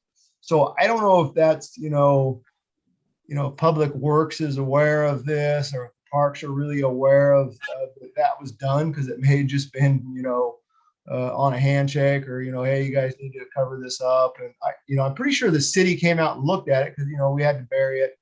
I don't know how far under the ground it was, 16, 18 inches. It's like a 16-inch drain pipe. And the thing is, it just runs from the road all the way back in, probably ends somewhere about where the new building that we put in is at. And so, my thoughts were, I'm not a drainage expert, but my thoughts are that, there should be some way to extend that further to where that, now it's a wetland back there, but with all the rain we've been getting, but somehow there seems like there may be some way that fairly inexpensive to take care of that flooding that just keeps happening back there. I just don't think that Public Works, or maybe the city's not aware that drain pipe is there under the ground. So that was it. That was all. So I don't know. I would say here, the Public Works department head will have your ear if you talk to them. Okay. Okay. Just talk with them. Yes. Okay. Can do. That was it on that subject. So. Okay, thanks, Paul. All right, thanks. Okay, next is I've got an update on Commissioners Preserve tour, and we had a really good tour last Saturday in the morning and in the afternoon at Dalton Preserve. And we've got a few more people that wanted to go down there. Jacob's one of them, and Brandon. And I can do that any night if you're free at night, because it's late, it's dark at about 9:30, 9 o'clock. So if it was after dinner or something, we could go down there. Only takes about an hour, maybe an hour and a half. So we'll have to do that. Also, I wanted to ask, does anybody want to suggest another park to have a tour? Because we were going to do tours of all of our parks. Sand Island. Sand Island. How do we arrange to get the shuttle boat to take us over to Sand Do Island? we have something like that right now? Yeah. Okay. Yeah. Doesn't the city have a boat, and or would Tourism is purchasing a boat. Yeah. It has 30 passenger capacity. And they utilize that to get back and forth to Sand Island for events. Or could we get a ride from the guy who's operating the campground? Would he run us out there for a parks meeting to take a look at it? Because doesn't he do what? The guy who's running the Sand Island campground out there, doesn't he have a shuttle to take people out there? Yes. I was wondering. Yeah, you can contact Brad at the marina. Sorry, Brad at the marina has the city boat that they lease from us. And so you can contact him and he can arrange a time to let me know if you need his phone number. Okay. Sounds good. I need to get with you guys, I need to go to make sure I know. Okay, yeah, I know. Okay, sounds good. All right, did you want to organize that for us? I guess I can. Because you oversee it. Yeah. Oh, okay. Okay, that'd be great. All right, and also we have Citizens Day in the Park coming up, and I put in an application for us. And I've got a 10 by 10 tent and a table, so I just need some volunteers that might wanna come there and talk about parks as people come up to the table. What day is that? That's the 25th, In June. yes. Saturday? It's, well, we have to be there at 9:30, but I believe it starts at 10:30 I'll leave this a go. to about 2. That worked out. You want to volunteer too? Okay. Double check my start. I may be able to help, I'm just not sure, because I've actually volunteered for the watershed council. Right, there's some- So I need to see how many people they've got that are gonna. Yeah, I have a lot of There, conflicts as well. that's the way with me. I would do that if I don't have something going on, but I don't know if I do right now.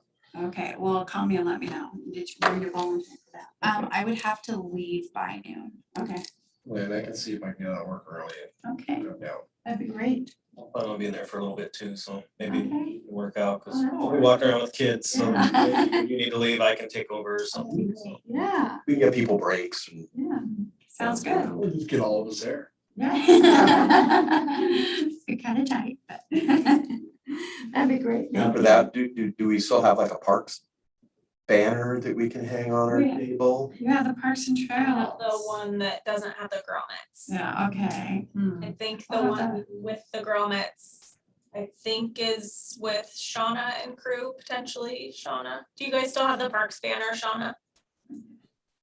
I'm sure we do. I will look for it though. So if we can't find that one, I've got the one without the grommets and we can. Yeah, and we probably need to get a new one that has the new name on Yeah. it too. Are we planning on having a separate tent from the, like the rec center side of things, or, because last year we were all together, weren't we? Yeah, I'll be separate. I'm not sure if the rec center will have a tent because we're gonna be out doing things like activities and stuff. So I don't know if we'll have somebody stationed because we're really short staffed right now. It's just gonna be Aaron and I for a little while. So yeah, so we'll be out there handing out stuff, but we'll be more like mobile, I guess. Yeah, good. Got plenty of volunteers. That's great. All right, so that's all I had. Are there any other questions? I'll get there early and set up and you can just come on over. Yeah, well, 9:30 is when I have to be there to set up, but you could come at 10. I have another table for you. Okay, yeah, let's see. Yeah, we could probably fit another table under there. Yeah, bring it, please. Do you have any of the parks brochures left with the maps and stuff? I don't have any brochures because they haven't been updated. Yeah. I think your best bet is to have like a QR code that links to the website. Print that out. Good day to sell the trail, Jerry. Yeah, I'll try to make it. My daughter's redoing her kitchen, so I might be that. Okay, so next up is the counselor's report. I yield to Jen Dimshoff on her report.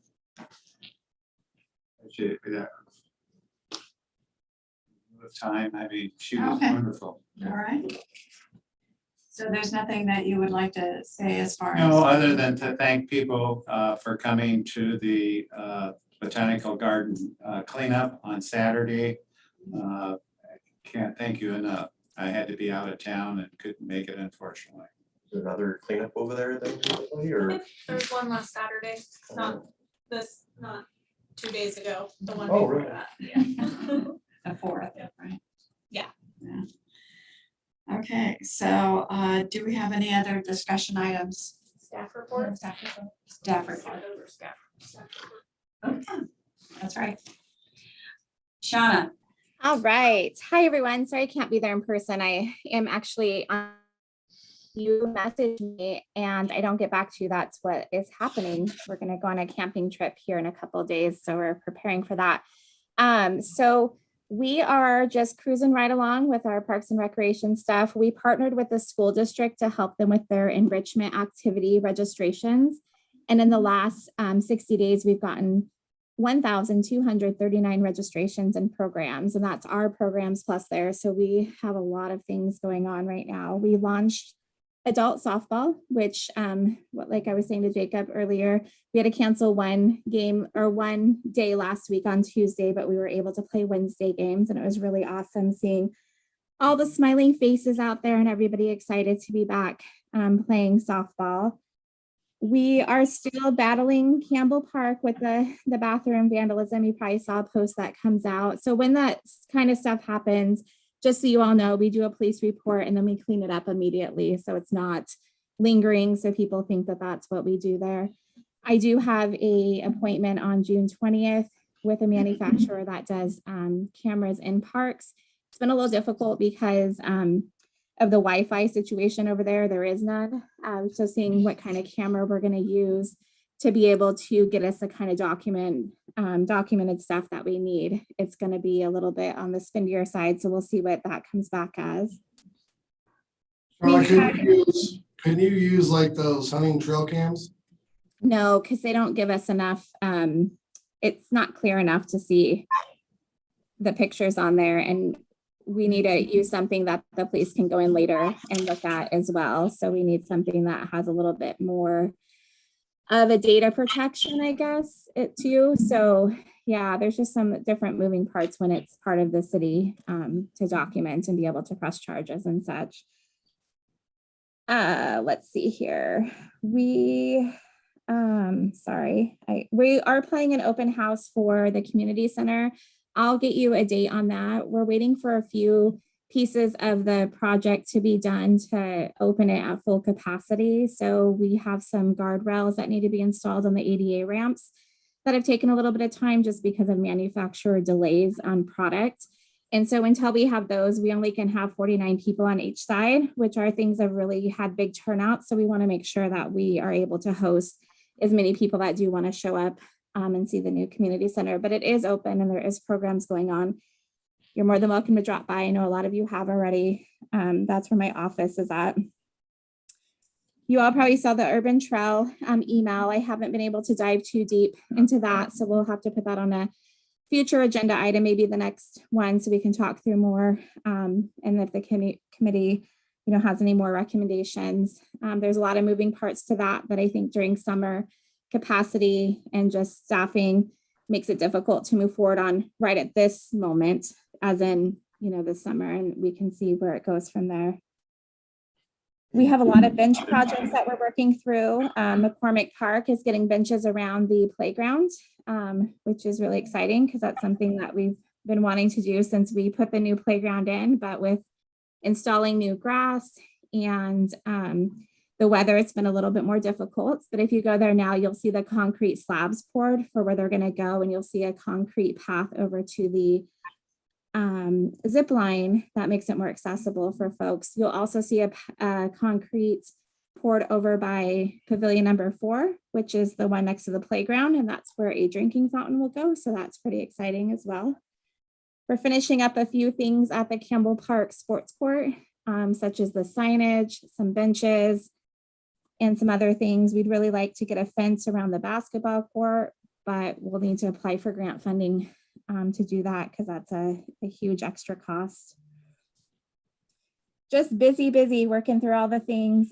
Park staff is super busy. They're trying to get out every time they can when it's not super swampy out to get the lawns mowed. Howard, I know you made comments about 6th Street field. It should look pretty good now because when it's baseball time, we try to get that all done up. And this year we got a drag because we were doing the softball league as well. And so we've been testing it out on the other different fields. And so that's been really nice. Just to put in context, normally we have about 4 to 5 summer helps. This year we have 1 at 30 hours a week. So that's been impactful for us. Future budget years, it'll be important that we advocate maybe for a little bit more in the summer because we do get pretty slammed during the summertime. Let's see here. I think that's all that I really have. I appreciate you all. I know we have a ton of user groups that use our parks and a lot of people doing great things, and we try to be as fair as we can for how we're allocating resources and what we spend our time on. And Paul, I heard you about the drainage stuff, and I have a meeting that I'm planning with Mohammed in the next couple of weeks just to go over some things. So you're welcome to reach out to him, but let him know, or I want you to know that it is on my list of things that we're working through. So Okay. any other questions for me, let me know. Thank you. Shauna, I've got to let you know about something. I thought you were gonna be gone for the week, so I didn't send it to you, but last weekend, we found that our sign was stolen again, the same one that was stolen a couple months ago. And also, we have 2 benches that are underwater on the second and third trails to the Columbia, and that's just because of the snow melt and the rain, and so it's done a little bit of damage, but we'll find out more when the river goes down. Okay, and then as far as the sign that has been stolen again, do you want to replace that, or is that?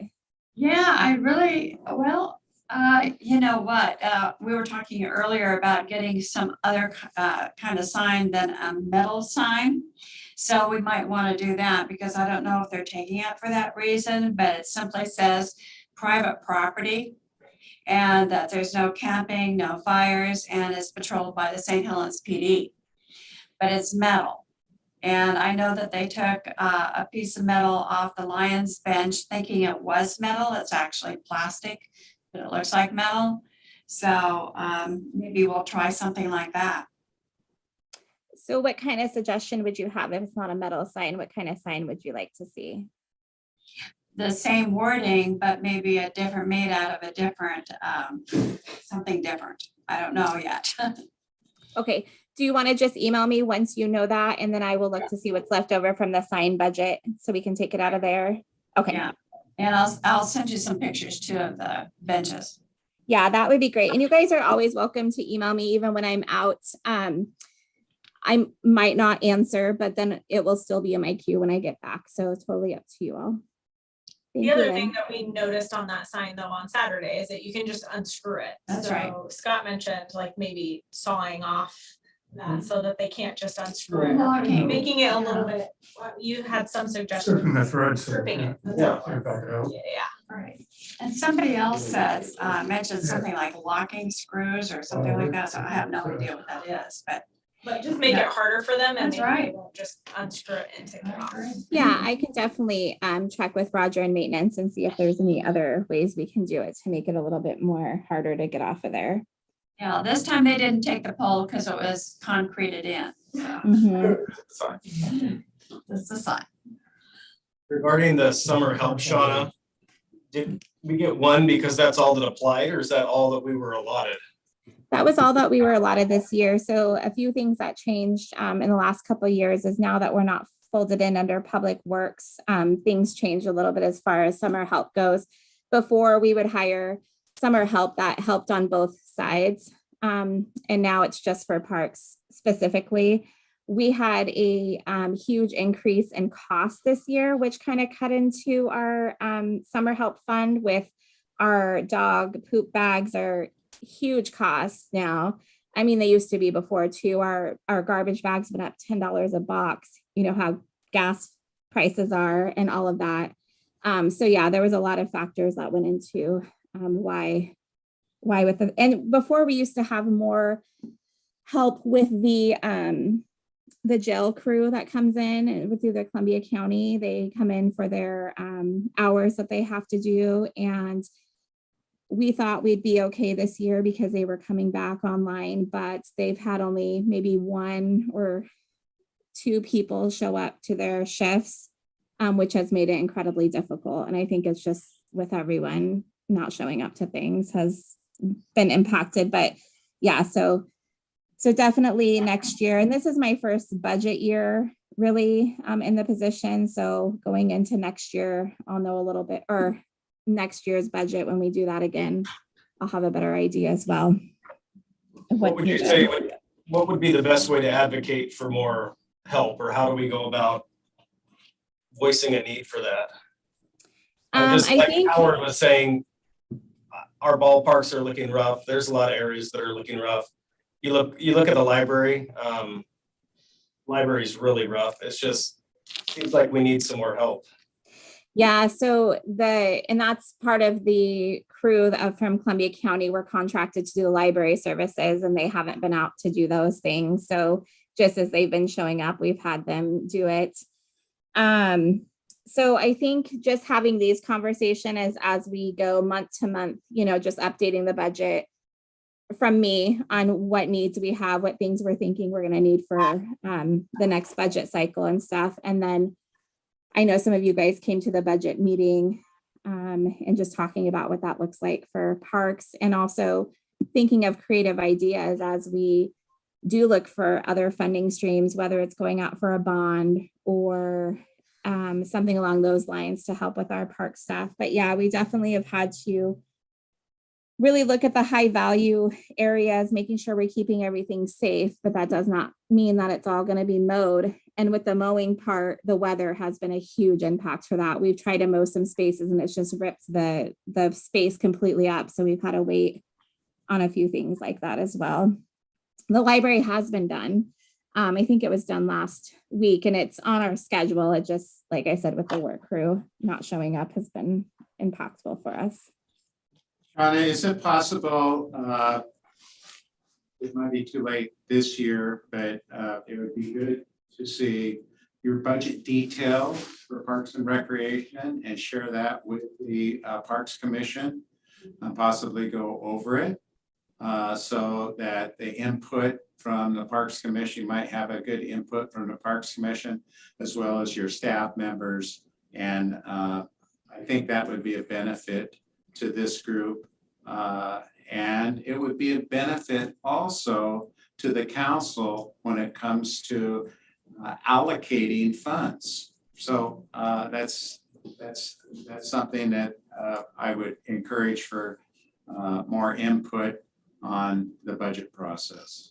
I support and encourage that comment. One of my personal cares for particularly your department, Shauna, is making sure that we can continue to not only maintain but improve our public spaces as well as our activities. I'm super excited every single time I hear you talk about how many people have registered for the activities and whatnot that's offered through Parks and Rec.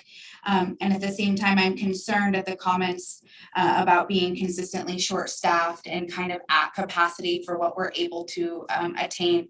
I know as myself, as a creative being, I can be constantly flooded with wonderful ideas, and yet I personally lack the ability to follow through on some of my favorite ideas just because I get to capacity. And so I'd like to be able to support you and our other park staff by making sure that you're not overloaded with work, and we can't benefit that without making sure that we're staffing appropriately. Knowing where our funds are coming from and going to would help us allot funds for staffing in the future. And for me, that's a big concern, so.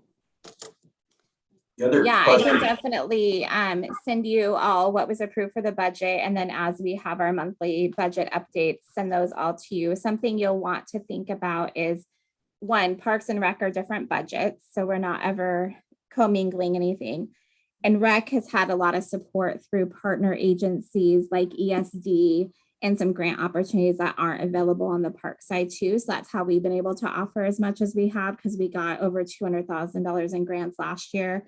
And we're slated to get about that much this year, especially with the summer funding. And with parks, it's very specific projects that you do for grants. So it's not necessarily like I can just apply for a $100,000 grant just to help with the upkeep of parks. It's like you're applying for a $100,000 grant to put a playground in, but you have to also come up with $100,000 to do that thing. So just finding that flexibility. But yes, I appreciate all of your guys' feedback on that, and I will for sure submit those with the minutes that we do the agenda and such, so you guys can take a look at where we're landing on everything.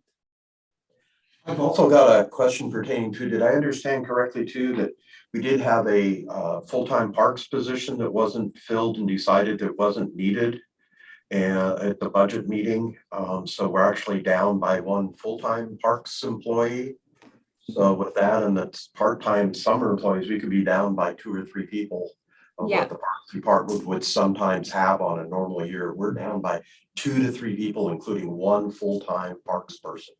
Yes, you are correct with that. back when Paul left, they didn't fill the position then, and they eliminated out of the budget this year, so. And I mean, even before that, ever since I joined the commission, we've always had conversations about how we don't have enough staff to do all the things that we want to do. I was totally It's shocked to hear just- that they cut a staff position. It for just parks. gets worse and worse, and we keep adding more to our inventory for the staff to take care of, and there's not enough. A lot of our volunteers are starting to age out, you know, so we gotta seriously start looking at a way to get more funding for our parks, to have more employees to help out in these situations, that we can't always be dependent upon volunteers. We've got some huge weed issues that are coming up in some of our parks that if we continue to blow them off, they're going to be insurmountable in the near future. If we wait another 2 or 3 years, some of our parks are going to be overrun again with certain types of invasive plants. As I said last meeting, the shining geranium and stuff is just incredible when you start looking around the city and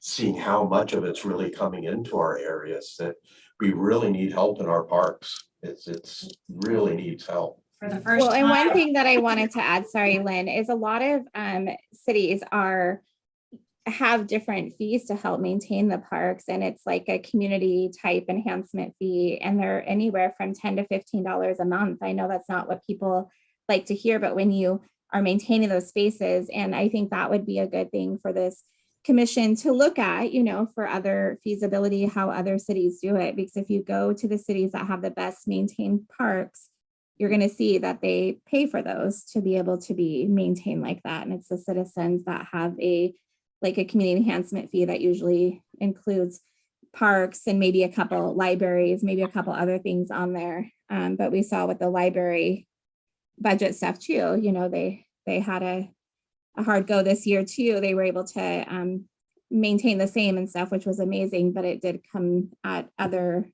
costs. And so just figuring out what that looks like for everyone and how everybody can maintain the same kind of service that we want to have out here in St. Helens, I think is an important thing. So I don't want to take too much of your time, but yeah, going forward, if we can just have those conversations and keep those things in mind. Volunteers are amazing, but if volunteers can't do the work, and then that's why we kind of shy away from when people want to plant things somewhere and such, because if we have to take care of it, because the volunteers can't anymore, what kind of impact would that be? So I've been really involved with the new police stations stuff, because we'll take care of that as well.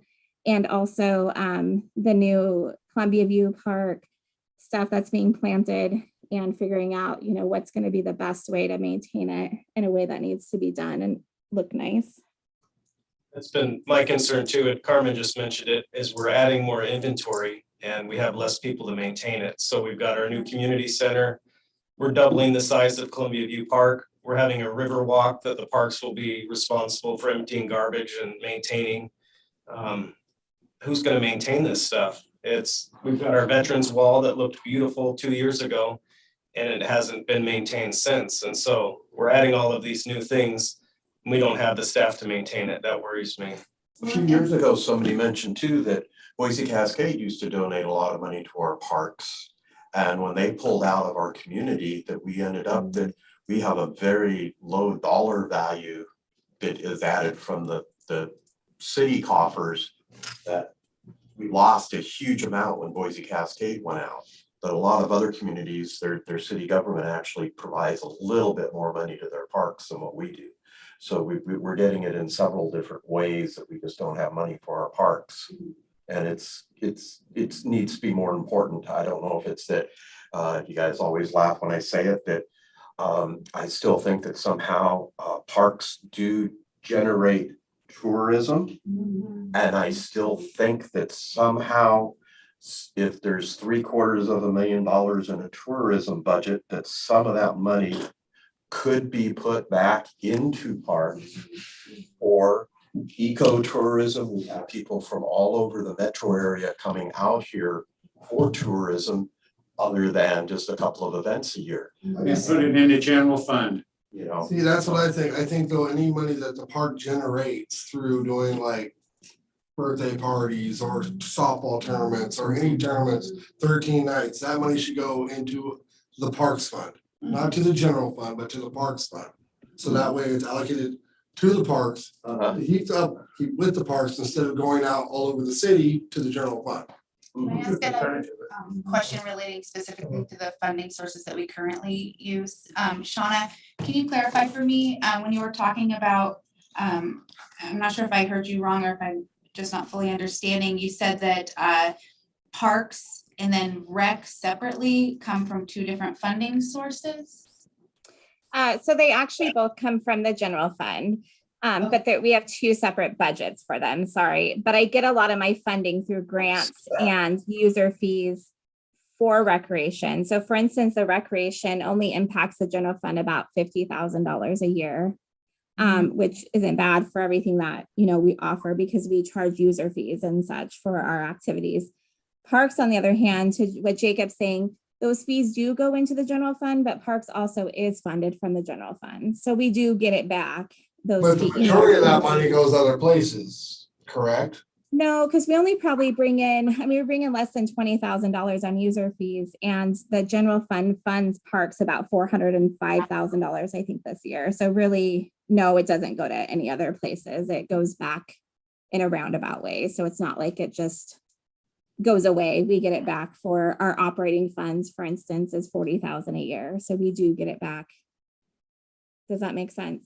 It makes sense, but I think though, like with all the stuff we could host and all the things we could do through our parks, we could have a big budget. Yeah.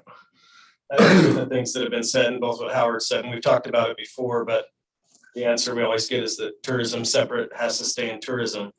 But when tourism is taking place in a city park, it makes sense to me that some of that would go back to maintaining the park, maintaining trash cans, changing soap, all of that. Tourism affects our city parks when it takes place there. Emily has had her hand up for a while. Yeah. Yeah, and I'm gonna be honest, I'm not sure how to phrase this question, but I'm concerned for the fact that it sounds to me, Shauna, like even the funding for the recreation department, if it's relying very heavily on grants, that's not always, to me, a secure source of funding as well, because ultimately a grant is a competition with other agencies to get funding.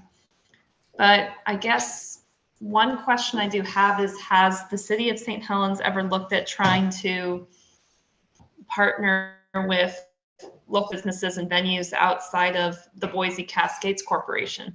I don't know the logistics for how something like that works, but if the businesses in the city of St. Helens were willing to support or donate a little bit of money, it's not going to solve our problem, but it would be a nice way to get a little extra change in the purse, so to speak. Thank you, Emily.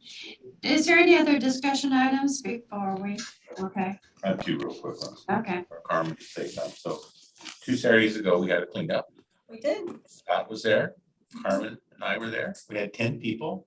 2 kids plus 2 kids. Plus 2 Right. kids. 2 kid helpers. Doug was doing a boat. My wife was taking care of a friend, and my oldest daughter, the young daughter, was getting her hair done. So we lost out on 3 people.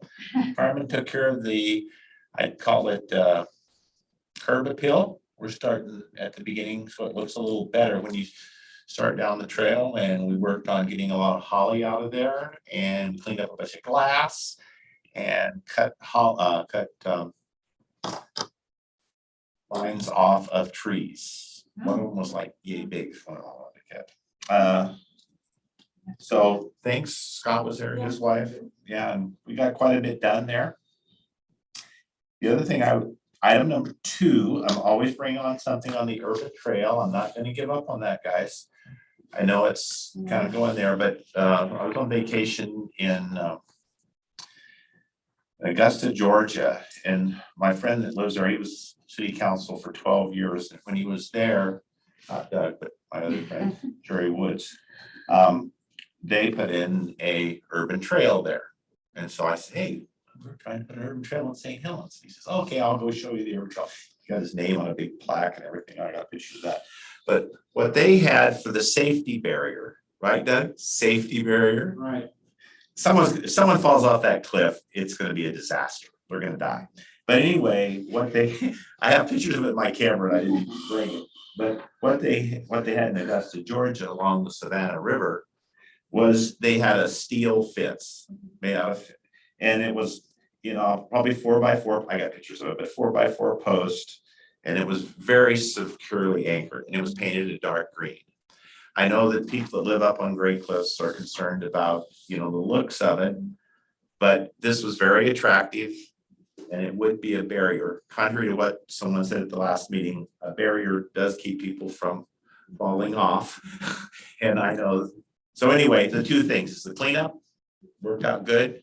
And then, there are some ways that you could make a safety barrier very attractive. I get the feeling most people just don't want to see any type of barrier. It's something that, in front of their house, it sights theirs, and I just don't think they want to see. I don't think that's gonna affect their view hardly at all. But you gotta feel one for your property too. One other thing I wanted to say is, I know that someone fell off there in the 70s. They're lucky they didn't get killed. I know a guy fell off the cliff a year or two ago, and I was talking to Doug a few weeks ago. And I don't want to put words in Doug's mouth exactly, but Went back in the 50s. Doug said someone back, did they get injured, die? I don't believe they died. The problem with that now, that one section, if you go there and look at it, there's two problems with it. It used to there's blackberries there that kind of slowed you down. You might get cut to heck, but it would slow you down. And when it got to the bottom, it kind of, you might only fall 30, 40 feet, but you'd probably get cut to shreds. But now that cliff in that one section is vertical. It's a vertical drop, and there's asphalt at the bottom. So when someone falls off there, there's nothing to slow them down until they hit the asphalt. I have a quick question. When they were modeling the fence line for the waterfront park, I know they took a lot of time to look at the beauty and minimalizing the intrusion in the viewpoint, which is the whole complaint. I thought that the materials that they're looking at are quite attractive and they fit the location and the history nicely. Would that be something to consider, kind of keeping a similar look and the similar concepts, similar materials in that location that would kind of mimic the waterfront and bring a little bit of continuity to what we're installing? Yeah. I think that makes a lot of sense. And Mohammed did email. He emailed back and with a bunch of comments and feedback from what we sent. So if you haven't seen that, I Gary- went through all my emails and I didn't see that. I zapped them all too. And I never saw the one about the urban trail. Yeah, because I zapped So all, I think I'll make yesterday. sure you're on it too, Howard. And then we can have it as a discussion item at the next agenda. Okay, I will make sure you're on it too. So you're gonna put that on discussion item, the fence? It'll be on the items. I actually brought it with me. Okay. So it was sent I out. don't think we should talk through it all No. today. I think No. people should have time to review it and we could add it to the agenda next time. It was sent on June 8th, so you can look back in I your email. zapped all my emails, Oh, okay. but I went through all of them. And I didn't see that. In fact, I tried to open something up for yours too on the thing. I couldn't open it up. But be that as it may, that could be. All right, Jacob, or you? I don't do email. Yeah, I do emails. You can email Not very well. I just told all you guys, text me. I don't do email. Okay, any other discussion items? Okay. Yeah, I wanted to pass these real quickly around. This is what we've come up with the map for Nob Hill. This is our final draft that we've done.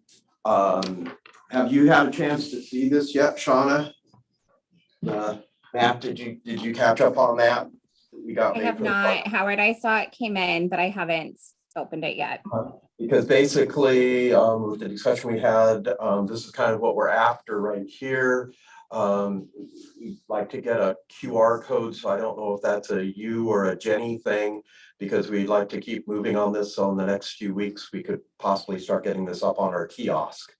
Well, Shauna just did a On the QR website. code for my map at Dalton, so Oh, okay. Shauna did. Once it's on a website, if you have a website, a link to the website or where it's Okay. posted, you just go online and you Okay. can create it. So basically, we're just, hopefully you'll sign off on this pretty quickly, Shauna. And then we can progress to the next stage to get it laminated and get it on our kiosk. If that's a possibility, you know. The other one that I was going to bring up was it was a very interesting situation. The city has mowed the veneer plant property and all the way across in front of Nob Hill. They mowed about 10 to 15 feet up, and they took out like 12 of our plantings that we had, like 2 to 3 foot tall Oregon grape on the sides of our trail. And a third of the bottom of the staircase was totally denuded of all landscaping by their shredding machine. They actually took it and used it and ground some of the tree branches off right by the entrance to the park. And Mohammed said I should talk to you to see how we're going to try to repair that a little bit. Was it on Can you email me public that? land or was it in the park? It was the area that we've landscaped on the sides of the railroad Was it in the staircase. park? Was Yes. it in the dedicated area? I believe it was. I believe it was, because they say that we go right down almost the asphalt with the dedicated part. And we've been nurturing these things for as long as the staircase has been there. We've added more because when we asked if there was a way to build some rocks down at the bottom to keep the motorcyclists from going up, so we've added more plants, and literally everything, 2/3 is still looking really nice and natural, and the bottom whole third has been shredded. You know, they took out about 12 good sized plants that we had in there that we've been hand packing water to for the last several years. So we're gonna have to think about what we're doing there. I need to have a talk with Jenny because I did see that they're talking about the pump station at the bottom of the stairs there. And so we need to come up with a more of a general plan of what that area is gonna be, so that, you know, how soon is the pump station gonna be built versus how long before, you know, plants we need them now. How are we gonna deal with that corner? We were trying to make it pretty, you know, for Halloween town in that area, but now chances are here by the time end of summer comes along, that's all gonna be reduced just to sand, because it's a sand bank. And we've been trying to control the erosion that can happen on each side of that staircase, and to have the mature stuff taken out at the bottom, that was kind of a real setback to us. So Shauna just said, could you please forward that to her?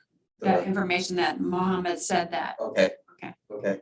Well, it was just. Yeah, this is the first time I've heard about it, so I'm not familiar with what you're talking about. So if you can email me the information of the location, I can figure out what happened.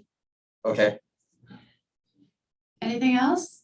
The only thing, other thing I wanted to say, Lynn, is thank you for your help getting the memorial cleaned up. Oh, thank I'm you. working with you, so. Yeah.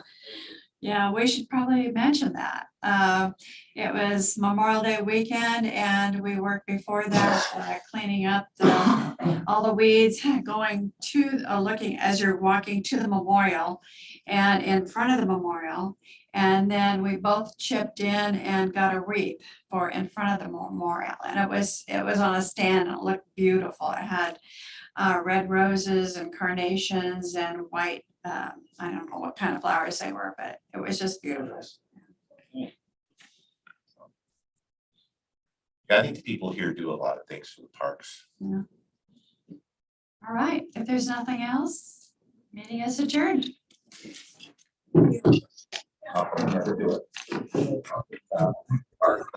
Second, I have a question.